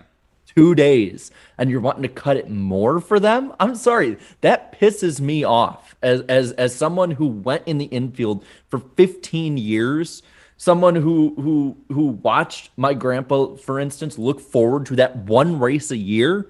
That pisses me off as a fan to see this much tone deaf. When you look at IndyCar drivers, who you can't get them away from the fans. I gotta say, I mean, IndyCar, they know how they do it right, man, with the fan experience, and so does NHRA as well. I mean, you just buy a ticket and boom, you're in the garage area there and stuff. But also, the drivers seem to be more accessible in general to the fans, compared to NASCAR.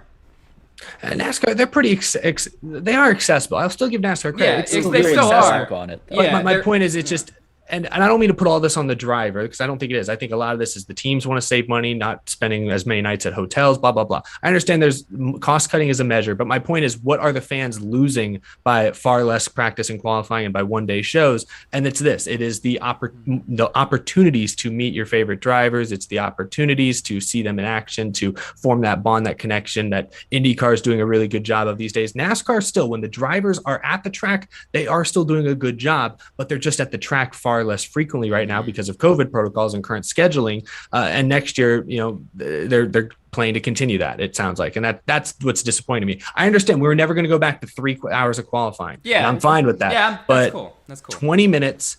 And it sounds like the point of this is for it to all be a one-day show more often than not. So really, we're again talking about just one day at the track. This might even make it harder for fans to meet their favorite drivers if they do qualifying and practice on Sunday morning, because now Sunday morning is when they go out to the midway and sign autographs. Now they're not going to get to do that. Even then, PR people these days, they honestly do not want fans around their drivers. I've just noticed that. Some do. Yeah, some don't. Well, yeah. And I'll ask this: Are the tracks seeing how there's going to be less time for the fans to be at the track? Are they going to cut ticket prices? That's what I'm saying. I mean, I don't think. I'm not saying they're terrible. Don't get me wrong. Yeah. NASCAR ticket prices are way better than any other sport, and I think NASCAR fans complain too much about it. But if you're going to cut how much stuff fans get to see, maybe you should let them save a bit of their money. I guess they won't do that, will they? I guess to close off on this topic, I mean, I just feel bad for the younger generation of fans. Now we're gonna have, perhaps less content now. Growing up as a kid, I would come home from school, every Friday, turn on the Speed Channel, and then you see practice and qualifying and stuff, from earlier in the day and all that stuff. Like, we're not gonna have that anymore and stuff. It's just replacing that with practice sessions, when in reality they're just 20-30 minute warm-up sessions before qualifying and stuff. So I don't even really consider that practice either, because you can't make adjustments, you can't do all that stuff. And I mean, it's just less content for fans to assume. Meanwhile, IndyCar, they have practice sessions, group qualifying, all that stuff on the regular, whether it's on NBC or Peacock streaming, it's still there to watch. So it seems like they could, but they just won't. Yeah. I mean, I get it to an extent, got to cut some costs, but I mean, it's like Eric said earlier. I mean, what is, 2 sets of tires and a tank of gas, worth to these, mega buck teams, the smaller teams, I understand, I know it's more than that, but the point still stands. Someone who is a colleague or somebody just bought charters for $10 million a piece. Yeah. $10 million for one charter. and we're complaining about an extra hour of practice. That's just, I'm sorry, that doesn't compute. That does not compute. For a series who, according to most people who have talked about it, will cost less to run in now than the Xfinity series. Yeah, I mean, you think the car would, cut costs automatically, but no, let's just, mess with the other stuff. Before we move on, though, Miscraft, do you have any thoughts on this? Or? Yeah, I was looking at tickets to go to the Petit Le Mans for IMSA at Red Atlanta, and they've got races and practices and qualifying from Thursday all the way to Saturday from 7 a.m. to like 5 in the afternoon, and you guys mentioned you missed a lot of this stuff. I missed it as well. I love getting up at 8 o'clock in the morning, right at the break of dawn, going to the racetrack, and you'd see a whole bunch of sponsor setups and stuff, and your merchandise haulers and all that stuff. The gates for the grandstands wouldn't open an hour and a half before the race. They'd open 4 or 5 hours beforehand, so you go in, sit down, do all, I don't know. It's kind of becoming. It's hard to now think about spending so much money to go to a racetrack now. When it's 1 day shows, I can I can understand. If you have a triple header, it'd be kind of cool to camp out, do all that stuff. But for some tracks where you have maybe just Cup or just Xfinity or trucks or Xfinity or Cup or something like that, it'd be kind of hard to start to fish out all that money as a fan. And there were some people when I went to Atlanta this year that went to Pocono every single year, and they were upset that they got rid of, or they added a doubleheader for Pocono because they loved going and watching 2 different weekends instead of just camping out for 1 full weekend, because they love more racing and more cars and tracks. So it's rough, but if this is the way we're going, then yeah, I'd hope ticket prices or something are cut down, like you said. Yeah, I mean, I'd hope, but honestly, I doubt they will, honestly. So, I mean, just less content, you'll still have to pay, the same amount, unfortunately, it looks like. So, I hope they, backtrack on some of these, maybe increase the practices, but it absolutely wouldn't surprise me if if this is the new norm, unfortunately. So, we'll see what happens, though. Now moving on to the rumor mill, the famous rumor mill. I'm all over the place. I just love saying the famous whatever. So sorry about that. But anyways, the rumor mill is back. This week, the Xfinity and Truck Series will be going to Portland in 2022, according to Jalopnik. I'll start off with Danny here. I mean, your thoughts on this? I mean, I've watched some IndyCar races out there and stuff, on TV. It's pretty badass in my opinion. It'd be unique to see that part of America even get the chance to see some kind of racing. I mean, it's Portland, Oregon, not Portland, Maine. Yeah. It's 2 very different Portlands. But Portland, Oregon is an area that where's the nearest NASCAR track for them? California, I guess. Las Vegas, maybe. What would Sonoma? Sonoma, yeah, it would be Sonoma. So that's an area that NASCAR needs to see if it's worth it. Yeah, I think they're trying to test the West Coast, but it's just a matter of don't do too much all at once. Try a little bit, see if it's even worth it. Well, yeah, this is different too. I mean, it's not just the West Coast; it's the what is it? The Northwest. Yeah, the Northwest. Yeah, Northwest Coast basically. And I mean, some famous drivers have came out of that region of the country. Chad Little, Casey Kane as well. Some notable names. And yeah, I'm really shocked that we haven't had a Cup Series race there sooner. Honestly, But Eric, what are your thoughts on this?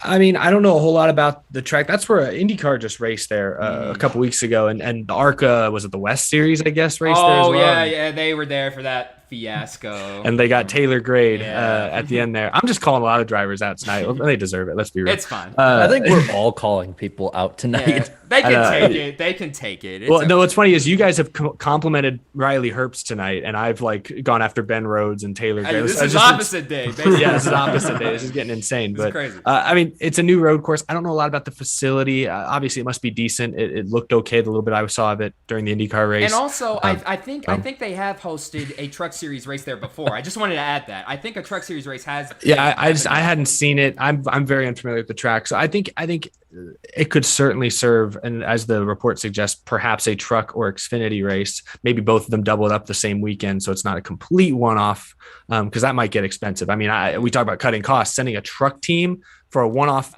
in Portland, yeah. literally as far from Charlotte as you can possibly get on the NASCAR schedule for a one-off race. I don't know if that makes a whole lot of sense. So it maybe makes sense to double that weekend up, bringing a little more value for TV partners and sponsors and stuff like that. I have no idea, but I think it'd be interesting. Yeah, another road course and that area of the country that's currently not really represented by with a NASCAR track. I think it's a good idea. Jarrett? I like the idea if it's like something that if they have a plan, if they announce like this is what we're doing kind of thing. I just think having it that far out of the way, like Eric said, is going to be the biggest obstacle, especially for teams that more often than not don't have as much money as the Cup teams will. So I like the idea. I think it's an untapped market, and I think that going out there and in an area that basically you can draw from like 4 or 5 different states really that don't have a racetrack in the NASCAR Cup schedule if they elect to put it there at some point. I think that's a really good move if they make it work. If it doesn't, then it'll be a bad move, obviously. Duh. But for now, I think that it's trending on a good one. We just have to see how the racing is and how the fan turnout is. If there's no turnout, GTFO. Yeah, I mean, it's pretty good. It's a pretty good turnout for the IndyCar series, but I mean, their standards are obviously different, so we'll see what happens with that if it comes to fruition. Tyler, what do you think? No, I mean, new tracks are always great, but situations or or locations are always a big thing. I mean, you mentioned it with being so far away from Charlotte. It's kind of hard to figure out what teams are gonna do when they don't have as much money. So yeah, about the same as what you said. So it's we'll kind see. of hard to. Yeah, we'll see what happens with that. But I mean, yeah, like you said, this will be a new thing. Hopefully, logistically, it's good for the teams and all that stuff. I mean, I remember the days when the Truck Series teams would have to go all the way from Daytona all the way to Auto Club, the other side of the freaking country, back in the early 2000s there. That must have been really rough on those teams back in those days. So there's a reason they don't race there anymore. But yep. Yeah. All right. So that was the rumor mill. Okay, and a really quick discussion now. Eric, you had brought this up. I mean, do you want to take this over? Because I don't really know. I don't really know what this is. Since we have a few extra minutes, we've made good time tonight. All that's left really is our Las Vegas picks and preview. So I wanted to mention this because I saw a few people retweet it, and that's how it was brought to my attention. But it was Billy Venturini, co-owner of Venturini Motorsports, ARCA team, of course.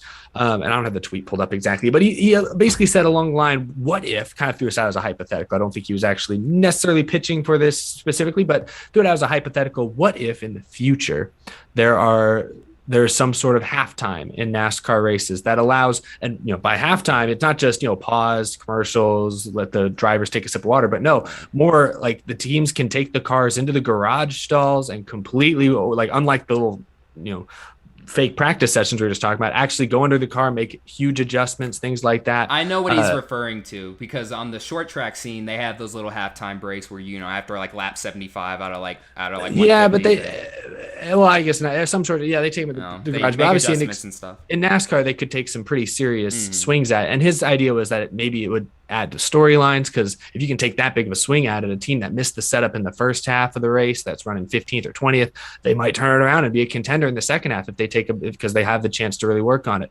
Obviously, just like we talked about the Bob Hockrus tweets earlier, there's the concern of teams doing something illegal to the car and then failing post-race inspection or whatever the case may be. There's those problems as well that may arise. And then there's also the argument that, is a 20 or 30 minute break in the middle of the race really worth it, just to see if a 20th place car can somehow find that miraculous adjustment and get into the top 5. I don't know. They also talked about, the drivers would be out of the cars for a few minutes, chance for some mid-race interviews. Maybe that'd be interesting content. I have no idea, but I thought it'd be worth at least mentioning. I don't know where I'd fall on it. I'm initially reluctant or hesitant, I think, to go along with it, but it's not the craziest idea I've heard, especially if, like he kind of says in the tweet, it can be spun in some way for better content, mid-race. I don't know. Money. I don't know how it would necessarily save money. I mean, because I assume there'd still be I'm pit just stops. I'm but a smart ass comment. Yeah, it seems like everything's saving money these days. So I'm trying to look into this argument. Where would this save money? I'll just put myself as saying no. I'm not a fan of that. I think The only way, so for instance, when they announced what they were doing at Dirt Bristol, which again I will defend, even though people don't want me to, when they announced what they were doing at Dirt Bristol, and they were like, yeah, well, between the stages, we'll stop. You can like work on the car, stuff like that. At first, I was like, no, yeah, I didn't like that. But then I saw it in action, and I was like, okay, that's not terrible if they're going to cut the team short with stuff like that. But if that's like going to be the norm, no. If it's like a few races here or there, like let's say they go to Portland and after the stages they don't have the crews there and stuff, okay, maybe I could see that being a possibility. But I personally would have to be a hard no on this one. Like I just think Bruton Smith initially had this idea back in the mid 2000s, and I think it'd be NASCAR trying too hard. You're trying to get to NASCAR itself has said to try to get to more new audiences that wouldn't have considered NASCAR beforehand. And I think that trying to keep them invested in what's going on in the garage for 10 to 20 minutes, that's going to be hard. I think it's damn near impossible unless they're like actual car guys. Like, so I don't think this is something that would work. I don't think it's something that should be on the table personally. Yeah. We'll see what happens. If they were able to put microphones in front of the drivers for a consistent amount and get them to talk about something interesting, then maybe it would be worthwhile. But I'm with you guys. I think any serious stop in the action for more than just a few minutes at a time for a caution is risky. I think that's not necessarily a good call. Yeah, we'll see what happens. I mean, it's a debate. So, what do you think, Tyler? Yeah, what do you think, Tyler? I've lived by the thing where racing should be whoever can get from point A to point B the fastest. That's kind of what I've always gone by for racing. Whether it's dirt racing, whether it's asphalt racing. Obviously there are some circumstances where, money can come into play where you don't have enough crew members to do, quick pit stops or competitive pit stops. Yeah. Or, your team may not know how to adjust for a dirt car or something like that. Or, I can understand some of that stuff, but, with how they allowed the team, let's just say with COTA, when they allowed them to come down and put, what was it? Like, they put... why do I forget what it was called? But they put something on the windshield of the car, Rain-X or whatever. There were so many people that complained about, just a small stop in the action like that, because we want as much competitive time as possible as racing fans. And I think if NASCAR wants to cater to something or cater to a fan base that they don't have right now, it would be really hard to keep both a new fan base and your pure racing fan base together if you start, trying to merge them together, because I really don't think there's much of a gray area there. So, yeah, if you're going to stop mid-race, you're going to kill the mood for a lot of people. So, yeah. So we'll see what happens with that. And really quick, sorry about the chat, guys. I'm trying to find the slow mode on here. I don't know. It's not popping up for me for some reason. Just enable slow mode and it'll be okay. The mods are doing a pretty good job. Yeah. Thank you guys so much. But yeah. So we'll continue on, of course. And now we are at that point of the show. We are at the preview segment. So not the famous preview section. No. I'm gonna retire that for the rest of the show now. So I've already said it. I've said it like 7-8 times up to this point, I feel like. But yeah, Las Vegas weekend. So let's run it down. So the Cup Series channels. You can watch this weekend's Cup Series race on NBCSN and listen to it on PRN. The start time is on Saturday. Sunday. Sunday. I didn't replace that Sunday. part right. So, I don't think. My bad. But yeah, Sunday at 7:30 p.m. Eastern time on NBCSN, and you can listen to it on PRN. Xfinity. Oh, wait, go ahead. I just want to make 100% sure. 7 p.m. Eastern time. I think I left in the last week's. Okay. So 7 p.m. Eastern time. You want me to read them off real quick? Go ahead. So Xfinity race will be on Saturday night at 7:30 p.m. Eastern time. I got that one right on NBCSN and PRN. And then the Truck Series will be on FS1 and MRN. I got that one right too. At 9:00 p.m. Eastern time on Friday night. So you got that one too. Darian, you can lead off the rest. I don't know why I didn't fix the Yeah, the days you on it. usually never make a mistake there. Yeah, it's rare. Yeah. Man, Blame it on me, chap. Blame it on me. that's funny. But hold on, did you already read off the Cup Series or and Xfinity? I was like, Yeah, I got them all. Okay, I got them all. All right, cool. All right, and the weather. Oh, it even says Bristol weather. Yeah, I'd see. Oh, that's funny. But anyways, I the messed it weather. up. The weather on Friday is 96 degrees. 0% chance of rain, so that's good. Saturday, high of 94 degrees, 0% chance of rain once again. And on Sunday, 94 degrees with a 5% chance of rain. So That's why they're night races, because it won't be that hot at night. It'll be close though, right? Yeah, Yeah. Like, but at night it's a little bit better. Trust me, it's a little bit late, better. late afternoon races, I guess, for the All right. for Vegas time. But we have to go to the pick points here. After last week's race at Bristol, Jarrett. Wait, go ahead. Somebody said. Do you have the odds? Oh, the odds! Dang it! Oh, I forgot about that. Yes, I have them up. Oh right my here. God. I have them up right here. They're up. They're up. I just skipped over them. Okay, so according to the Vegas Insider here, their betting odds for the 2021 South Point 400, Kyle Larson comes in as the odds-on favorite, plus Surprise, 350. surprise, Yeah, I know. surprise. Plus 350 this weekend, and then the second closest is Kyle Busch at plus 600.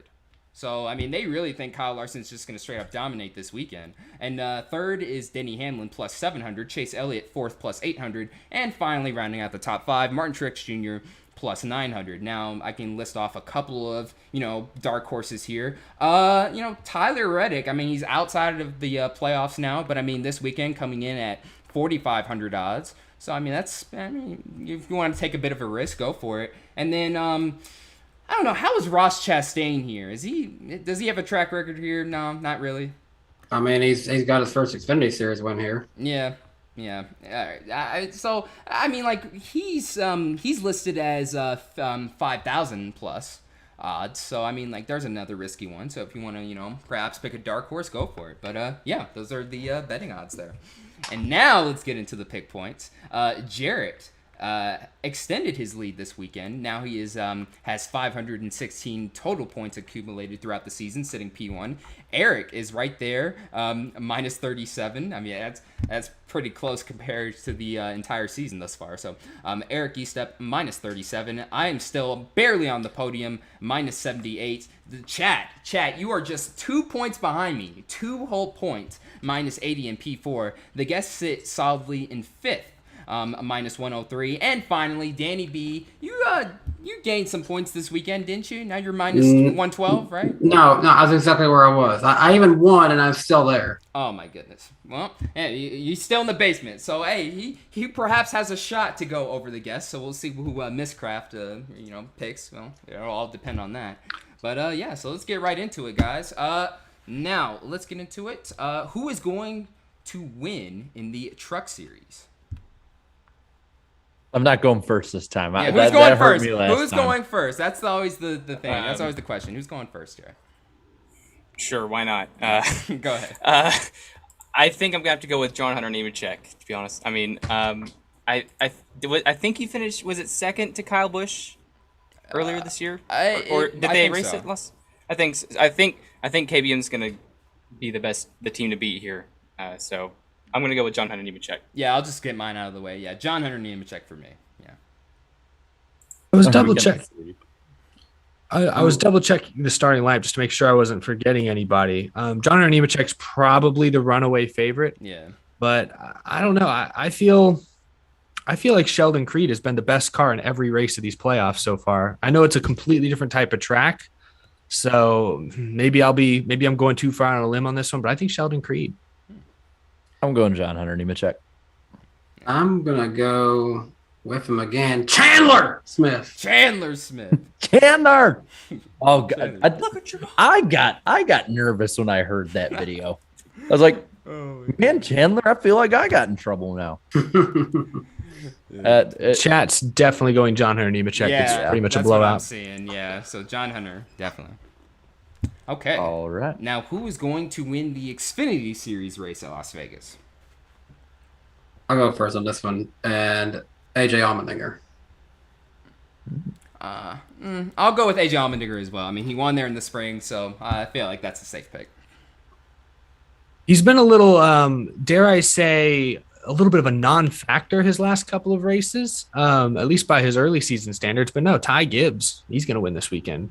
Yep, I'm on the Yep. Ty Gibbs train with you. And I have to go with Ty Gibbs as well. I mean, he did great on the 1.5 miles this year, so why not? Yeah, I feel like the last few races for him, Bristol's kind of a crapshoot. Yeah, those are difficult racetracks, But not saying Vegas is an easy track, but it is a little more straightforward. I think he'll be able to avoid trouble, and I think the fact that he's got probably the best car in the field will play to his favor. Let's see what the chat says right now. I see Cindric. Well, it's a mixed Yeah, bag. but there's a lot of people that are repeating. Yeah, it's a Cindric. mixed bag of tricks. Let's see.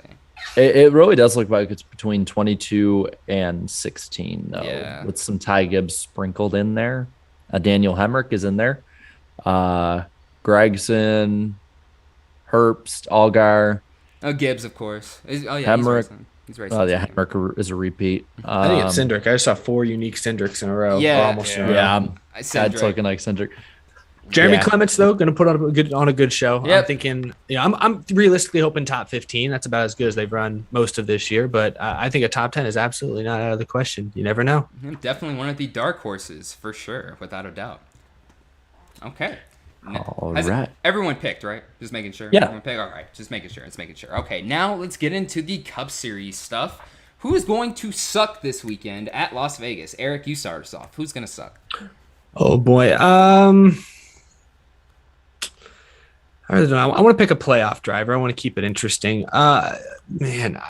Penske's so good here, but I think Brad Keselowski's going to struggle. I picked him to be eliminated in the first round. He survived. He bested my predictions in the first round, but I think it's going to bounce back. I think he's going to struggle, run 13th, 14th at Las Vegas. Yeah. I'll go with Christopher Bell to suck. I don't know. It's just too inconsistent for me. Way too inconsistent for my liking.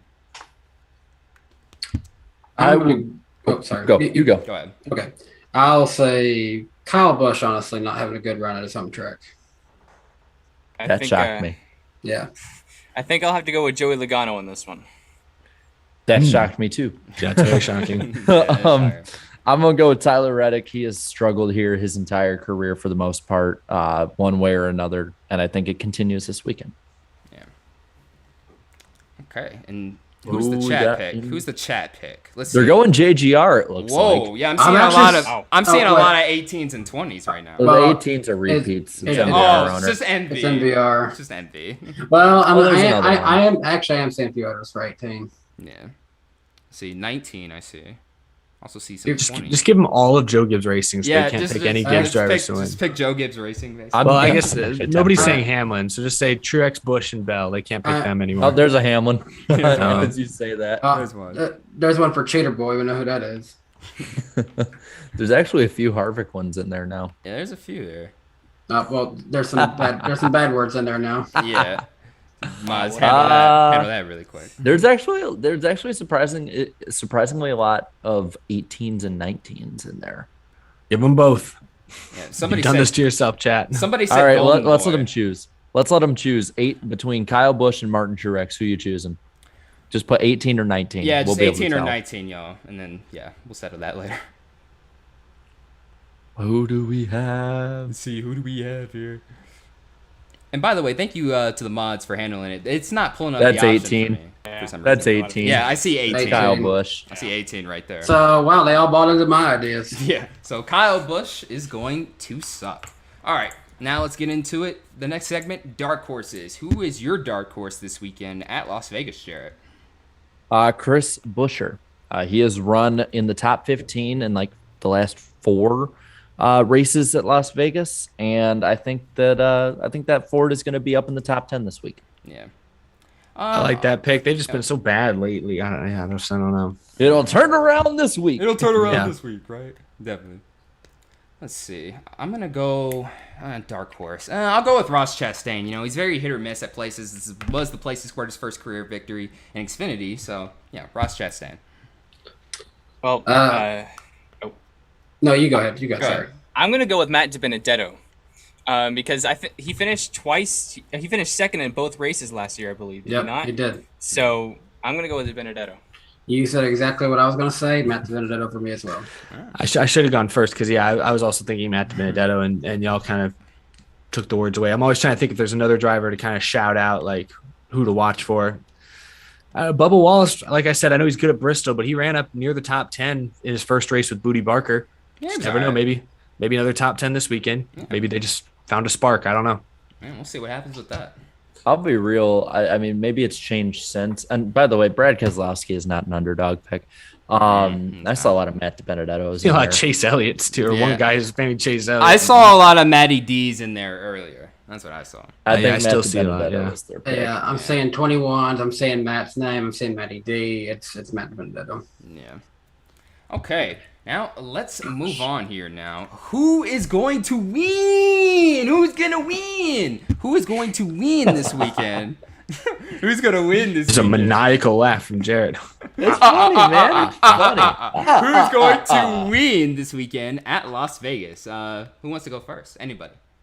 I'm feeling funky. There's no way I'm picking the same guy as Jarrett this weekend. All right. I know I bashed his teammate, or didn't bash, but I said he was going to suck. But I think Las Vegas, I think mile and a halves are low-key the most unpredictable track in the Cup Series, style track. Like with this package, we've seen Cole Custer swoop in and win at a mile and a half in the last year. This year alone, the Hendrick cars early in the season seem to be the best. Well, Kyle Larson seemed to be the best at mile and a half early this season. I'm not sure they're going to be as dominant. In fact, I would say they're probably not going to be quite as dominant. I still think Larson will be a contender today or this weekend, but I'm going with a Penske car. I'll go with Ryan Blaney. I think Ryan Blaney wins it. Damn. Is that who you picked, Jared? That was going to be my pick. Oh, no. That was. No. Wow. I'm going to try for someone different then. I'm going Kyle Larson. Okay. I'm not doing this. I'm going Larson on it. That's a solid backup. You're going to leave that on the board for me. I'm going to take it. Leave it on the board. You were about to pick him. You were about to take him off the board. I was about to pick Kyle Larson as well, so I'll go with Larson as well. Spring 2020, he was in contention for it. Last year in the fall, he was in contention for it. Alex Bowman is going to win this weekend. I think this driver is gonna come back after a rough Bristol. I think Kevin Harvick's going to win his first race of the season. Yeah, it's been a while. It's certainly been a while. Pick. Who does the chat have? Let's see. We see Chase here. I see a lot of 9s. It's from different people. I see. Chat. Is this just how it's going to be the rest of the year? They just pick Elliott regardless of where There's we're a civil war brewing in the chat. Some people aren't happy with y'all's picks. I picked Larson. Oh yeah, people are gonna. Oh, there's conflict in the locker room. I just realized that might have been a bad idea. I'm saying mainly 12, 9, and 5. A little bit of Bowman, but mainly those three. Yeah, I'm seeing a lot. Oh, I saw 4 9s and 5 9s. I see. Oh my gosh, it's looking like Chase Elliott. There's a lot of unique ones. Yeah, it's looking like Chase Elliott. I mean, well, it's starting to change a little bit. Well, watch the chat just picks Chase Elliott the rest of the year. I think you got to give it to Elliott. I'm seeing a bunch of different ones. Give him the mouse. Yeah, it would have worked last year if they'd done that. So at least in the last 2 races. Right. Last like 5 or 6 really last year would have worked. Yeah, give him the famous Mickey Mouse champion. All jokes, of course. Yeah, if you take that meme serious, then I don't know what to tell you, man. Wow. So aside from Darian and I picking the same person, we all got different people this week. Yeah, that's what it looks like. We're gonna have a bit of a shuffle in the points order here, so we'll see what happens. But yeah, so that'll conclude another preview segment on the NASCAR Weekly Podcast. All right, so really quick, let me read off the final super chats of the evening, and then we will head out for the night. Let me scroll all the way down. If YouTube will cooperate, of course. Sometimes they like to be dumb. Oh, see, yeah, it just keeps freezing out. Okay, now it's good. Okay, all right, so let's get going. I will read off the rest of the super chats. Thank you guys so much for your generosity. Palmer with the $5 super chat. Bought my Dega tickets. Nice. It'll be my first race in person. Even better. Any advice for the best experience? Thanks for what you guys do. I mean, for a race, just go there, have fun. It'll be Dega's my first. A different beast, bro. Yeah, that's what I'm saying. Beast. It'll be my first race at Dega, so I don't really know what to tell you. I'll be there for both days next weekend. Oh, and hell yeah! Nice. And I've gone to a race at Talladega every year since 2016. So my advice: bring binoculars. Okay. Best thing to bring. absolute best thing to bring at Dega. Wait, Yeah, that's about it. Darren, you weren't there last fall with us? I thought you were. Wait, No, I'm talking about Dega. We're talking about Dega right now. Yeah, I thought you went to that one for some reason. I Oh, don't no, know no, why. no, no, no, no. No, I wasn't there. Yeah, I wish I was. I should have been, though. Let's see. Luco with the $5 with the Canadian $5 super chat. Texas Motor Speedway is superior in every way to Bristol Motor Speedway. Meant to trigger Eric. I guess that triggers Eric. I guess. From a nostalgic perspective, I agree with you, honestly, but Yeah. that's from a that's factually incorrect. Yeah, yes. basically. Yeah. Michael Willis with the $5 super chat was on an EMS call, so maybe Ben mentioned 21 Tony S pissed he can't run the Clash, and then 22 NASCAR everyone's allowed. Tony Stewart plus Jimmy Johnson in the LA Clash. I mean, What? I guess what he's saying is it was worded so weird. It was worded so weirdly, but My brain. I guess what he's saying is that Tony Stewart was pissed he couldn't run in the Clash. So this year, so next year perhaps maybe we'll see Stewart and Johnson perhaps maybe run. I don't know, NASCAR legends maybe run in the Clash. Put him in a car. It says anyone can race their way in through heat races. Yeah, so. I'm Jimmy just will be in saying. the 25 car. I'm just saying. Put him in anything. Yeah, put him in anything. Oh wait, Johnson had a game like that. Anything, Jimmy Johnson's anything with wheels. Let's be real though. If Johnson did come back, give him the 48. Bowman can take the 88 for one race. Yeah, give him back his old 48. I think Danny, he can agree on that. Yeah, he'll agree on that. I don't. Well, the sponsor. Well, actually, the sponsor's Ally. So yeah, they'd probably be fine with that. No disrespect to Alex Bowman, but Get a 48 Carvana car.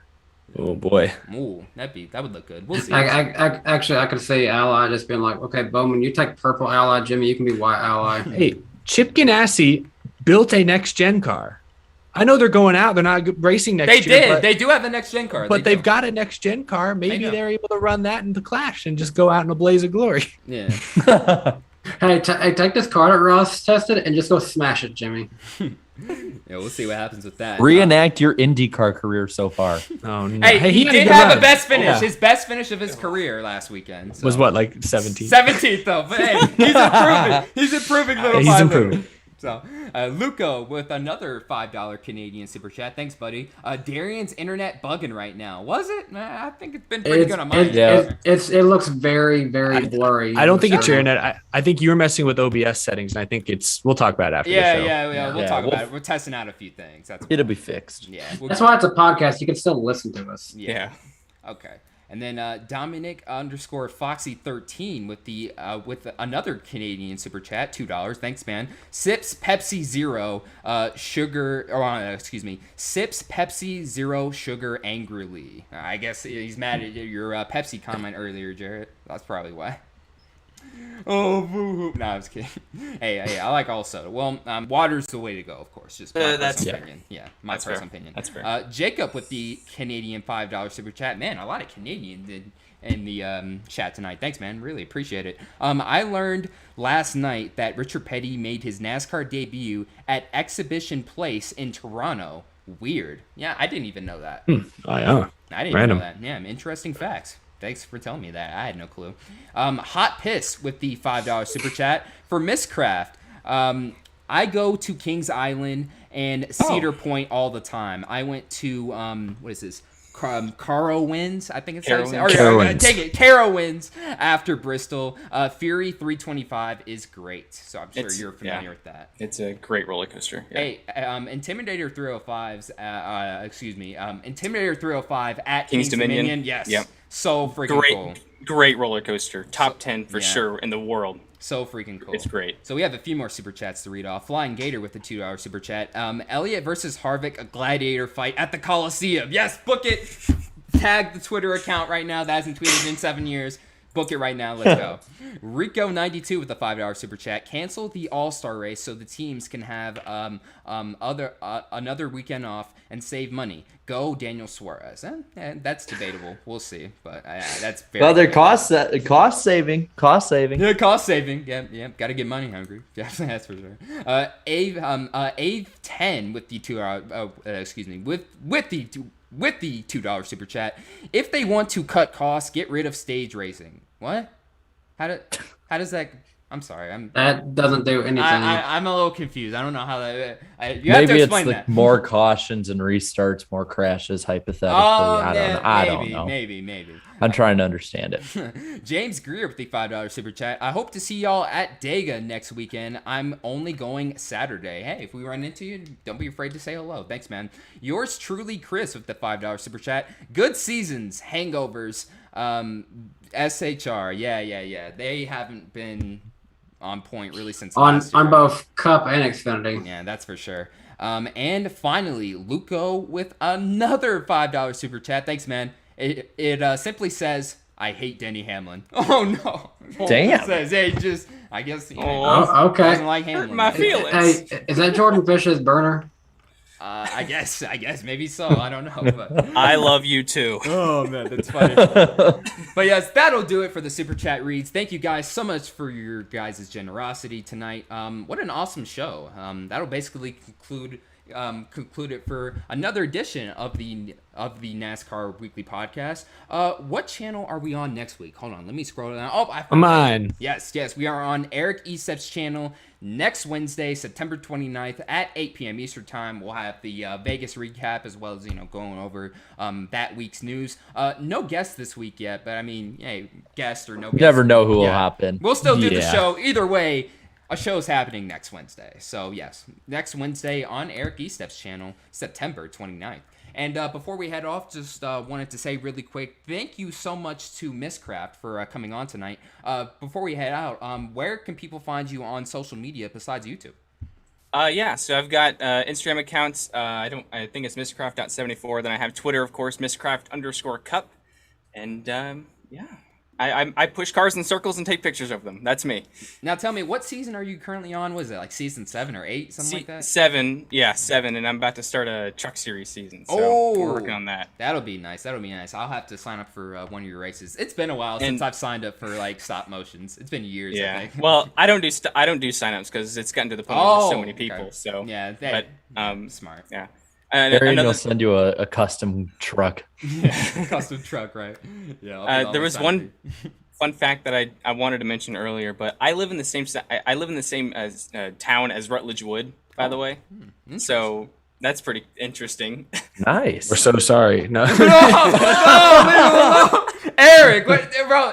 Eric, chill, Eric. Damn. So if you guys ever want to roast him some more in person, just come on down and you'll find him for us. So like, we'll go to the local dirt track.